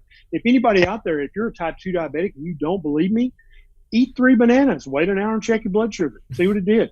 Then you'll never do that again. You'll learn. Same goes for my oatmeal challenge. If you think steel cut non-GMO oats is a good breakfast, check your blood sugar, eat a big bowl of those oats, and then check your blood sugar an hour later. You'll never touch oatmeal again because now you're woke. Now you heard the bell ring.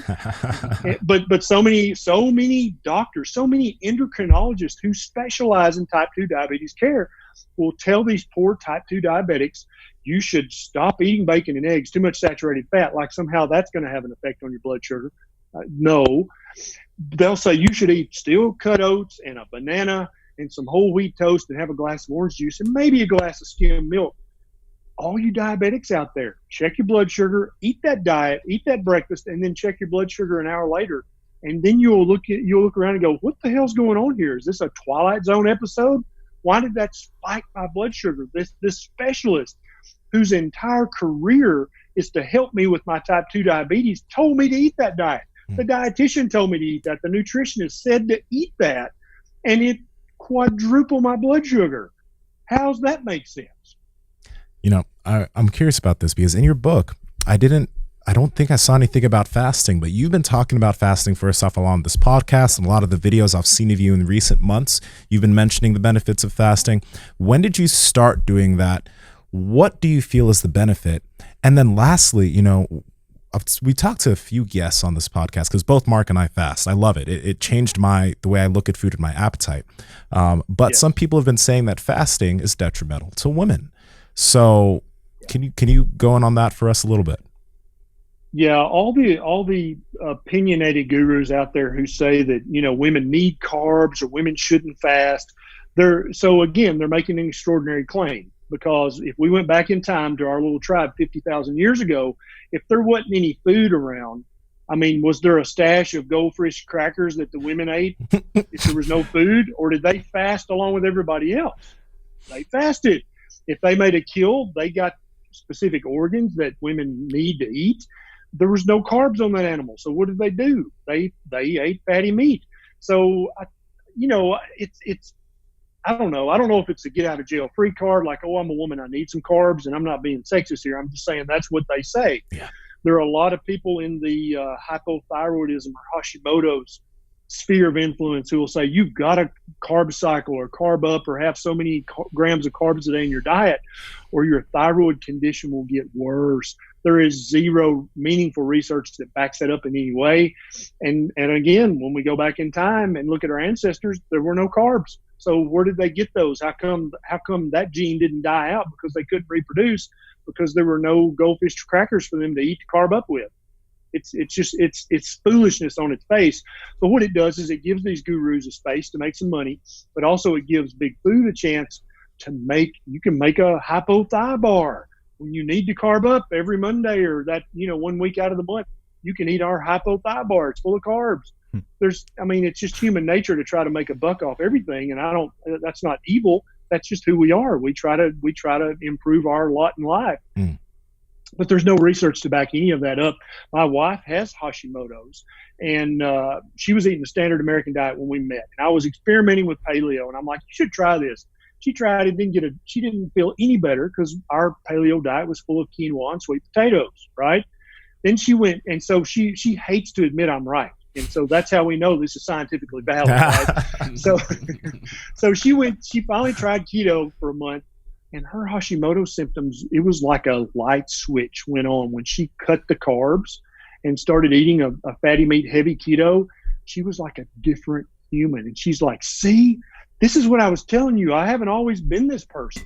Because when she got her breast implants, that's when her Hashimoto's went nuts. And I didn't meet her before then, so I didn't know her. And we were having marital problems. Like, you kind of suck. I don't know. You keep telling me you're this person, but then that's not what I'm seeing here. When she went keto and she went back to the old Nisha, how she used to feel and the energy she used to have and the gumption and the get up and go, she was that woman that she'd been telling me that she was. And I was like, there you are. It's good to meet you. Because I didn't think you existed. I thought you were mythical, right?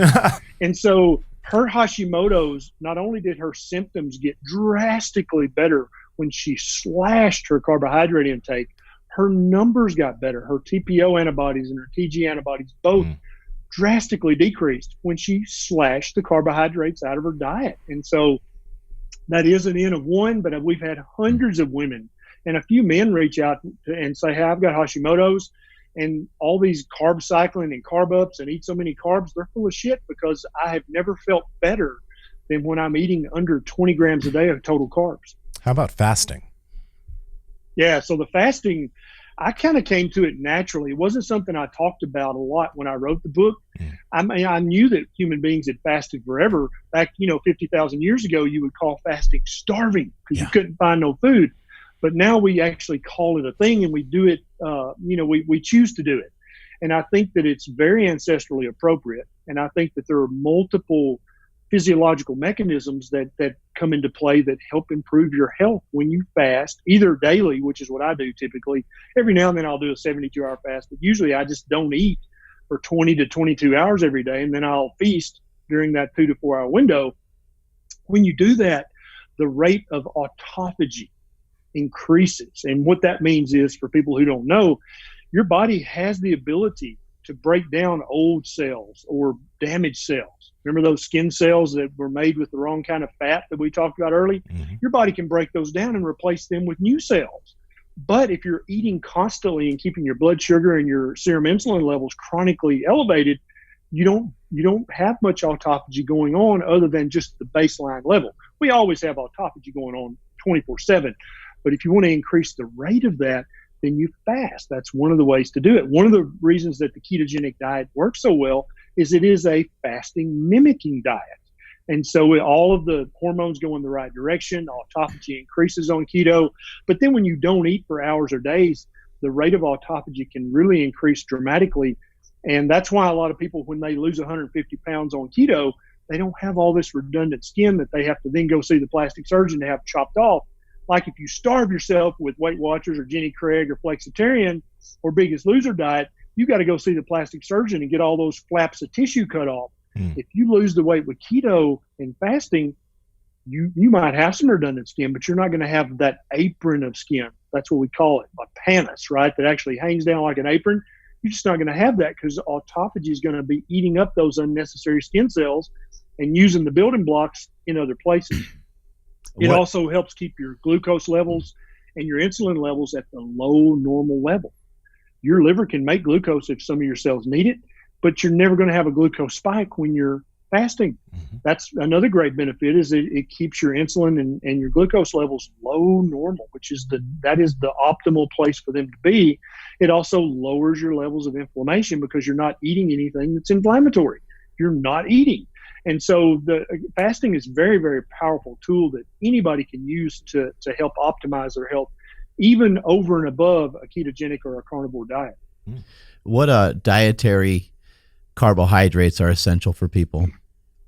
None. There is no such thing as an essential carbohydrate. There is no such thing as an essential starch. There is no essential thing as a what is it? What do they call it? Reverse starch. Yeah. Resistant starch. Resistant starch, reverse starch. All that's bullshit. You don't need any of that. If I kidnapped Mark Bell and locked him in my barn and fed him nothing but zero carb fatty meat for the rest of his life, sounds great. He would live to be a very old, slender, muscular man, because I got a weight set in there. And he would never develop any kind of carbohydrate deficiency or vitamin or mineral deficiency for that matter. He would live to be very old and healthy. And when he broke out, he would totally kick my ass because he'd be in great shape because he's eating the proper human diet. Have you done much like looking into in terms of like sunlight and people like getting outside more, et cetera? Because I mean, a lot of people spend most of their time indoor nowadays, and you were talking a lot about mitochondria. I wanted to know if you mess with anything or see any links between the two. Oh yeah. Sunlight is vital for human existence. Anytime something is preserved in all vertebrates, that means it's very, very important to life on this planet. Okay. Iodine's one of those. Every single vertebrate on the planet needs and uses iodine. Same goes for salt. Same goes for melatonin, right? Same goes for vitamin D. All mammals and I think all vertebrates manufacture vitamin D in some method. Chickens do it with their feathers. Some animals do it with their feet. And some animals, they lick when they preen, they get the vitamin D that they make from the sun. The sun is vital for human life. Okay. And there's actually a chapter in the book about this. To say that the sun, even though we've been playing in it naked for 1 million years, now it's bad for us. You've just brought me an extraordinary claim, haven't you? I hope you got some badass evidence to back that up. Oh, wait, you don't. A lot of the research that was done in dermatology to show that sunlight is bad or causes cancer was done on donated foreskins.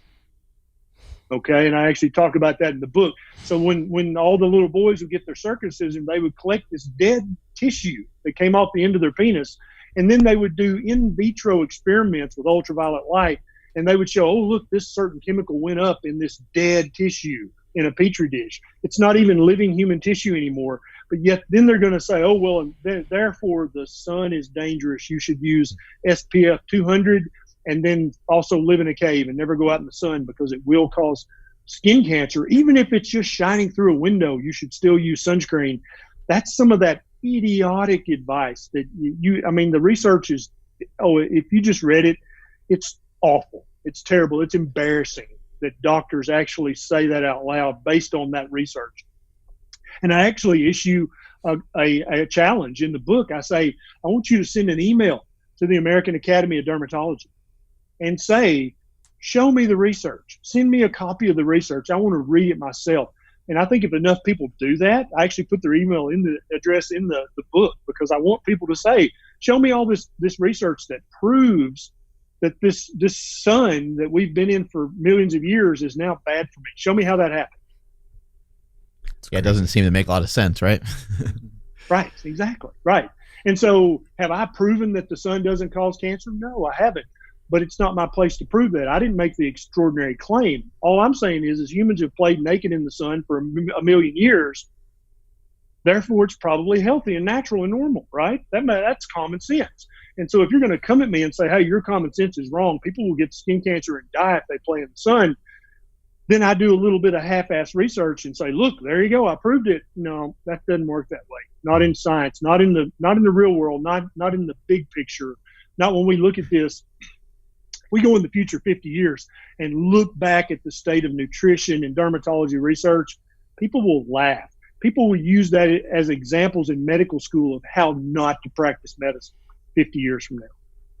You feel like fasting was a natural progression for you because you got on a keto diet and then you did a carnivore diet, and maybe like us, like we didn't really believe in fasting. We thought it was dumb for a while. And then we started kind of eating more meat. Once we cut out junk, and this is really hard to explain to people, but once you cut out junk, you really kind of crave the more valuable foods, the foods that are more valuable to our body. And it's not hard at all. So I think sometimes people hear like an 18-hour fast or 20-hour fast and like, oh my God, there's no chance in hell that I could ever even try that, even just for a day. And they think it's so difficult, 100%. But it actually becomes very easy, right? Oh, it's very easy. And that's actually when I detected as a doctor that I didn't know a damn thing about human nutrition, I was obviously reading just stacks of books trying to figure it out. And I was kind of morphing from paleo, ancestral to keto, and I would just forget to eat. I would forget to eat breakfast. I'd be like, oh, I'm busy. I'm working on this. and then I'd look up and it's 2 p.m. and I haven't eaten yet. So I kind of naturally fell into it. But about that same time, I read Dr. Jason Fung's excellent book about fasting. And then I was like, oh, so this is actually something people could do on purpose. It's not that keto helps me not have to eat every 2 hours. Actually, I want to not eat every 2 hours. So that shifted my paradigm a little bit. And I'm like, okay, so I should try to slowly increase my fasting window. And so when I was first eating keto, I'd probably fast 12 hours a day. And so, for 8 hours, I'm asleep. And then for 2 hours before and after bedtime, I wouldn't eat. But then I started saying, I'm going to try to go 16 hours. I'm going to try to go 18 hours. Then I did my first 24-hour fast after I'd read Dr. Fung's book. And it was like, hey, I didn't die.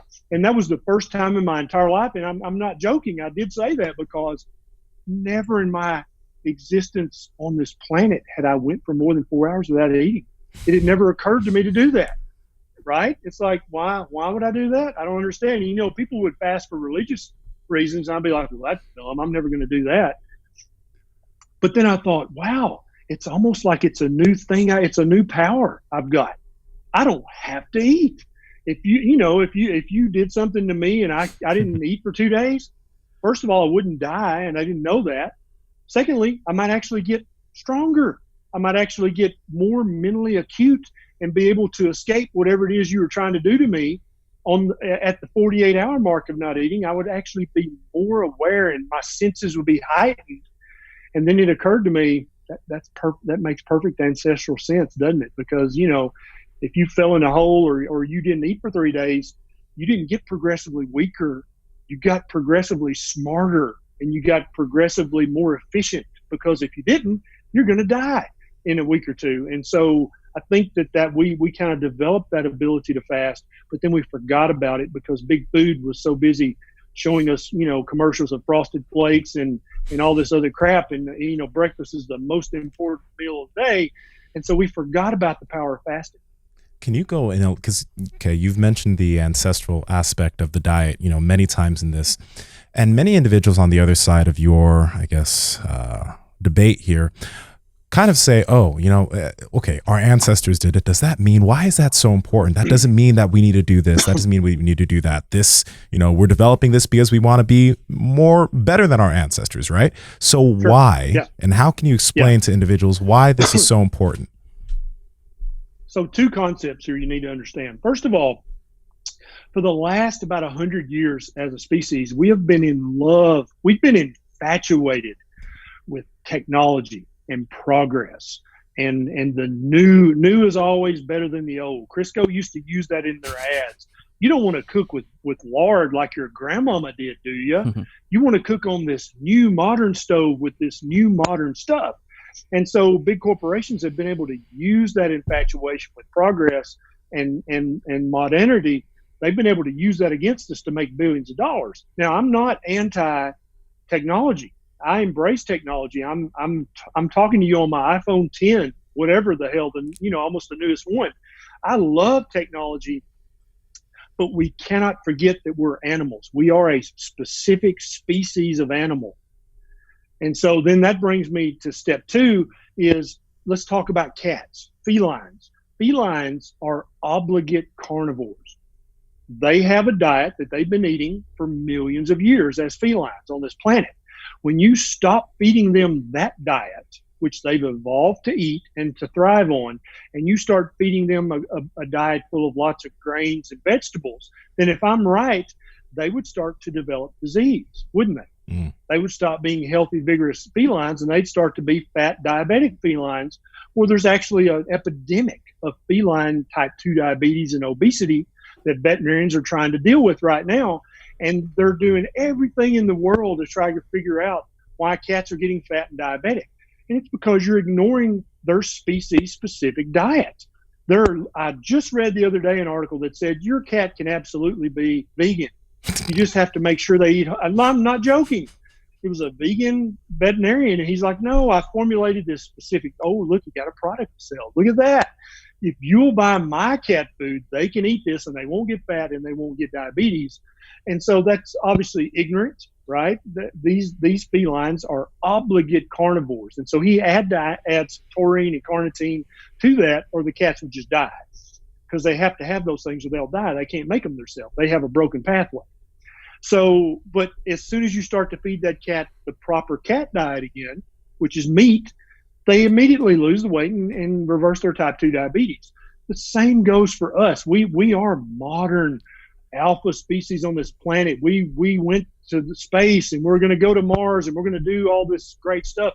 Elon Musk is going to take us into the solar system, but we're still this primitive man. Our DNA has not changed one iota in the last 100,000 years. We've developed the ability to tolerate some things, like some people who are Caucasian can tolerate dairy better than some people who are African or Asian descent. But that doesn't mean it's good for us. That just means we can tolerate it and use it not to starve to death. But there's still a proper human diet for all of us, and it ain't the standard American diet. And so that's why I think we can be modern, and we can have spaceships and iPhones and electric cars. That's great. But at the same time, we have to remember we're just animals that stood up and lost our hair and put clothes on. We got to eat the diet that's right for our species of animal, or we will suffer to some degree. Along with that, I'm really curious about this. I saw you in an interview. You talked about your 23andMe and how, like you said, that you have 97% more Neanderthal DNA than a majority of the other customers, correct? Well, right. Like I have 99% less Neanderthal DNA than the rest of the customers. I have like one variant, correct? Now, yep. I'm curious about this because you mentioned that, for example, Asians and African Americans, because of where they're based, don't handle dairy as well as other populations. Do you know anything of there being any sort of difference between certain populations and how they handle certain foods, or how they handle maybe carbohydrates better potentially or not? Do you know about that? Oh, absolutely. And so the question of whether human beings should eat meat, what did we eat 50,000 years ago or 100,000 years ago? That question's already been answered by anthropology. Okay. There's this thing called carbon and nitrogen isotope labeling. We can do this with the bones of a human who died an hour ago or 100,000 years ago, and we can tell you very specifically and precisely what percentage of their diet was meat, what percentage of their diet was veg. Did they eat more seafood, or did they eat more ruminants, or did they eat? We can tell all that stuff. This is known in the anthropology community, but the problem with modern technology is that it sequesters all of us in our little sphere of expertise. And so no doctor ever reads anything about anthropology, so he doesn't know that. So a well-meaning doctor can recommend a plant-based diet, not understanding that is the definition of ignorance, because you don't know what's known in the anthropology community. So Neanderthals were hyper carnivores. They actually ate more fatty meat than Arctic foxes. And we can tell by the nitrogen levels and the carbon levels in their bones. It's known. It's right there. And so not only did they eat lots of fatty meat, but they actually ate carnivores who ate meat. So they were hyper carnivores. They were the carnivores that ate carnivores. Human beings, if you go back in time, and so I was watching an anthropology lecture the other day, and the lady, who I guarantee you is a plant-based diet person, her paradigm hasn't shifted yet. She said, now we tested these bones, and the nitrogen levels, we're sure that they ate plants, but the nitrogen levels in the bones are so high that it washed out the carbon, so we can't really tell. And it's like, whoa, what did you just say? Hold on. What you just said is they ate almost exclusively meat. That's what you just said, but her plant-based ideology wouldn't let her hear what she just said. Now, was she being dishonest? No. She just believes what she believes, and she honestly believes that. But she said in front of this lecture hall that the carbon levels were so high that it washed out the nitrogen. So we can't really tell, or the opposite of that. The nitrogen levels are so high, we couldn't really get a reading on the carbon. That means that human that she tested their bones was a carnivore. That's what that means. They didn't eat enough plants for it to even show up in the carbon in their bones. And so, I mean, so if every doctor out there who believes that the plant-based diet is the proper human diet for humans, just get an intro to anthropology textbook and read about carbon and nitrogen isotope labeling, and you'll know immediately you're wrong. You were earnest, you were sincere, you were well-meaning, but you were just wrong. Humans are built to eat lots of fatty meat, maybe a little veg. That's it, the end. Is there enough meat for all of us if we all went carnivore? That's a very, very good question. And are we leaving a bad carbon footprint if we do so? Yeah, and so I love the quote from Dr. Peter Ballerstedt. He said that, if you eat a diet that makes you healthier, then by definition that makes our planet healthier as well. And I think that's a very, very powerful quote.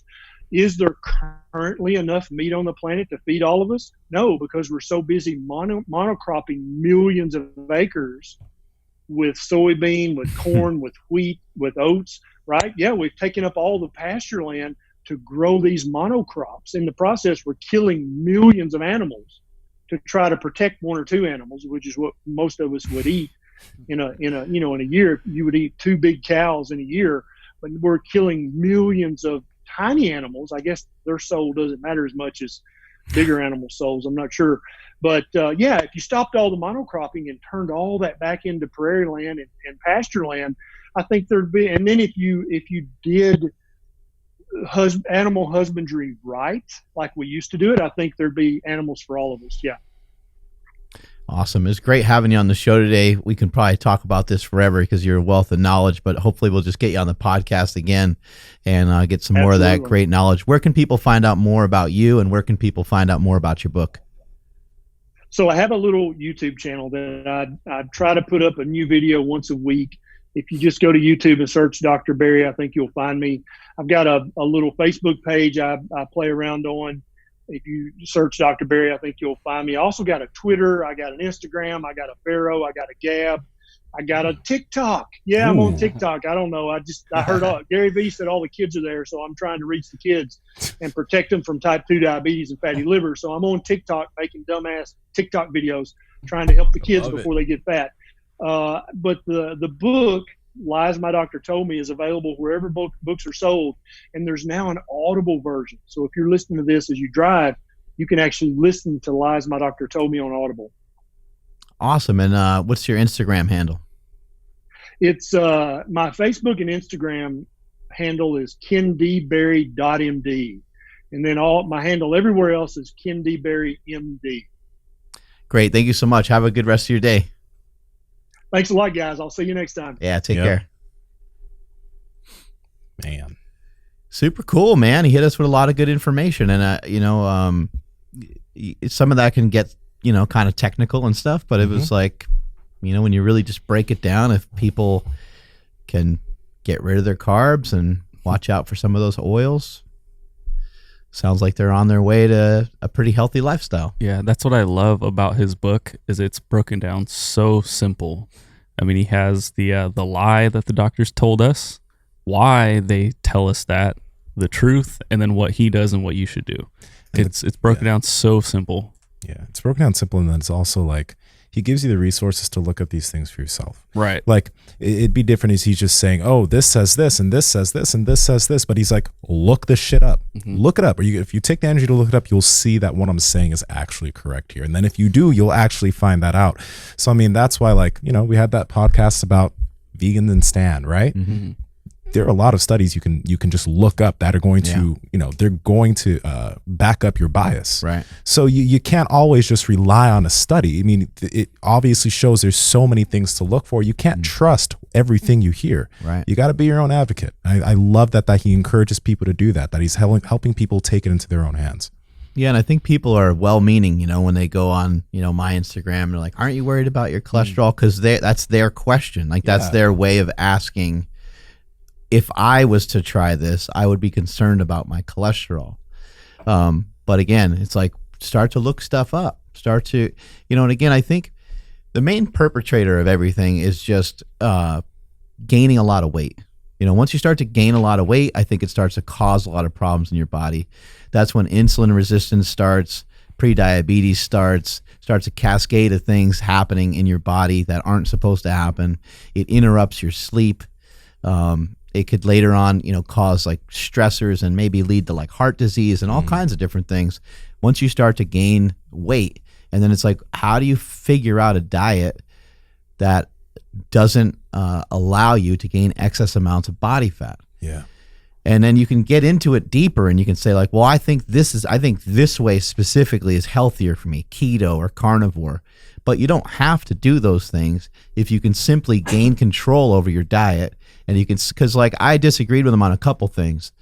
I think that like potatoes and I think fruits and stuff like that, I think are fine for people. And I really don't think that people are getting fat off of those things. However, where I do agree with him is there's a lot of fake health being perpetrated out there. And so there's people that are like, I'm going to have a couple sliced oranges tomorrow morning with my oatmeal and with my slice of toast and my cup of coffee. And it's like, well, that's still not great because you're eating that in the morning thinking that's doing something like pro for yourself. And then later on that day, you're probably eating things that are still unhealthy for you. You're not cleaning up other practices in your life. And most of the time, I think that food is like it's when you eat like meat, I don't think that eating meat is necessarily like a positive. I think it's like a net of zero. Although it does give you protein, which can help you gain more muscle and stuff. But I think, it's like a net of zero. And when you eat something that's not great for you, I think it's like a net of a double negative. And so like you're not really necessarily gaining points by eating healthy all the time, but what you're doing is making sure that you're not doing anything shitty to yourself. Because I think that not eating is actually like a positive, and that more people need to try to spend more time not eating than they do eating, because we've spent so much time making ourselves unhealthy and making ourselves sick. And I really like the thing I really want people to pay attention to there, especially like people around like my age, 20 somethings, is, we can get away with certain eating habits right now really well. We can look like and we're in great shape. We can feel all right, eating things that most people would deem crap, but it'll creep up on you later. And the reason is, like he even talked about it, insulin resistance gets worse as you get older. And then you wonder why you're eating the same things as you were when you were 18, 19, 20, but you're so much fatter. There's a reason behind that. So it would be really great if, like, you're 20, 21, 22, start trying to make a few changes now, make a few habit changes that are going to yield when you're in your 30s and your 40s, and you'll feel better. Even John Berardi mentioned it in his podcast. Like the higher carb intake that he had when he was much younger does not work well for him anymore. You know, he changed as he got older. So I think that's pretty important for people to realize. I remember a few years ago, we were at a family gathering, and one of our relatives was asking, like, hey, you know, here's what we have for food, and, you know, here's what we got. And explaining that there was, like, I can't even remember if it was like a chili or something. There was one form of chili that just didn't have a lot of carbohydrates, or maybe it was like a meat and pasta thing. I can't remember, but one option was like didn't have any carbs, the other one had carbs. And she was like getting bowls of this for everybody. And she was like, oh, you probably want the one that doesn't have, you know, carbs. And I was like, sure.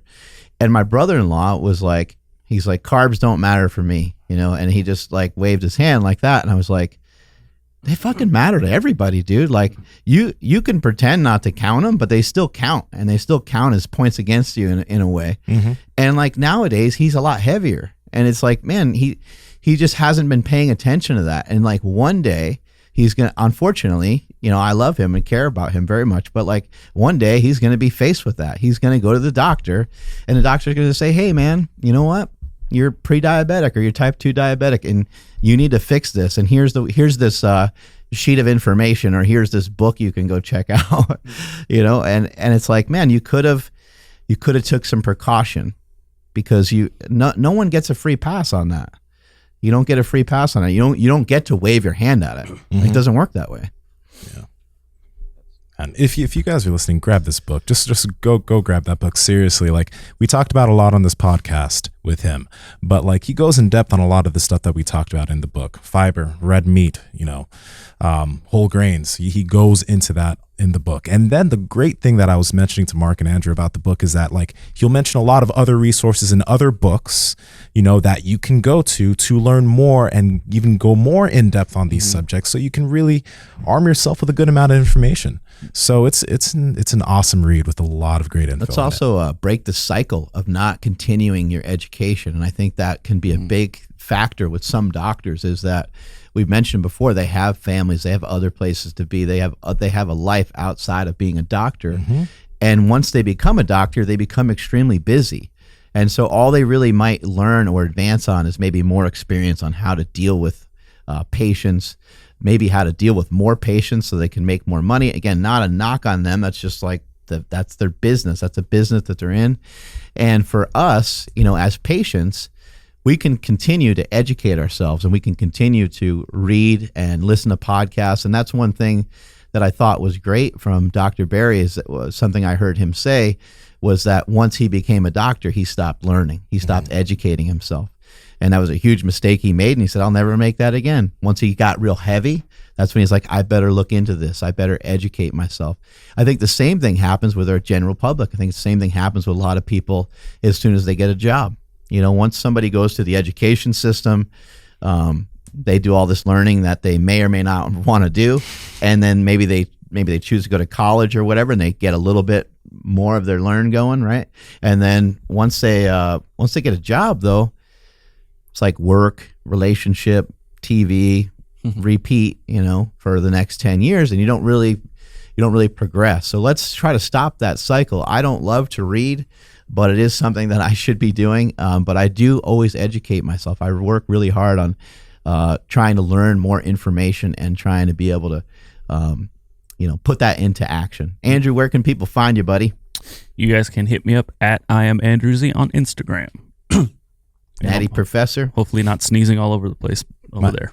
Yeah. My Instagram is not Natty Professor anymore. I am Natty, but it's not the Natty Professor. It is at Nsima Inyang, Nsima Inyang. And by the way, Mark, I know you say you don't read, but you listen to a fuck ton of like stuff and books. So like you don't like you still open a book, but you've taken a ton of good information. So that's all the time. Huge. I mean, most of my day is spent with like headphones on. I'm like listening to something. Yeah. I mean, again, I've talked about it before. It's like to the point where like, I don't want to do it anymore. Like I make myself exhausted from it. I'm like, oh my God, why am I doing this? And I'll just put on, you know.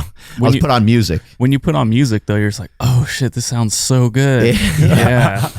Meanwhile, like other people that don't listen, they're just like, I can't ever find anything good on the radio, like whatever, you know. But when you, what's that new song I've been listening to?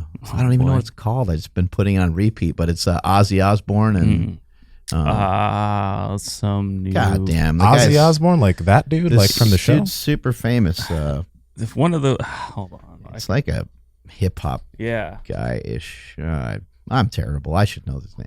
It's like pop culture stuff. I should know more about this, but be happy that you don't. Oh God, be happy that you don't. that might be true. Yeah. I can't.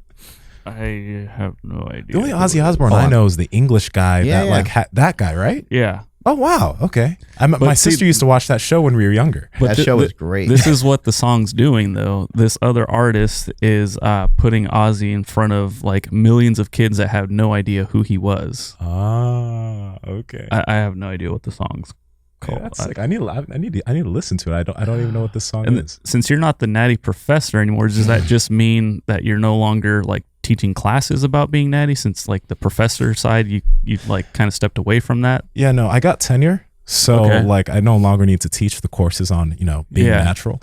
I can now teach people how to teach the courses on being natural, so I no longer need that anymore. Tenure is great. Yeah, I don't know how to use my phone apparently, because it's like I updated it and then it's all weird from bad to worse. Yeah, your phone. You said my phone's gonna blow up if I update it, and look what happens. Yeah. Oh man, I don't know. God damn it! I should know this person's name. It's gonna drive me crazy. Someone's gonna post it in the comments. Actually, this is where I wish. I'm gonna. Oh, here we go. Take What You Want, and it's Ozzy Osbourne and Travis Scott. Is that there right? You go. Oh wow, Travis Scott. Okay, and it says Post Malone. He had a pretty good documentary on Netflix. Maybe on. Yeah. That's who that is. There we go. Travis Scott. All right, we got it solved.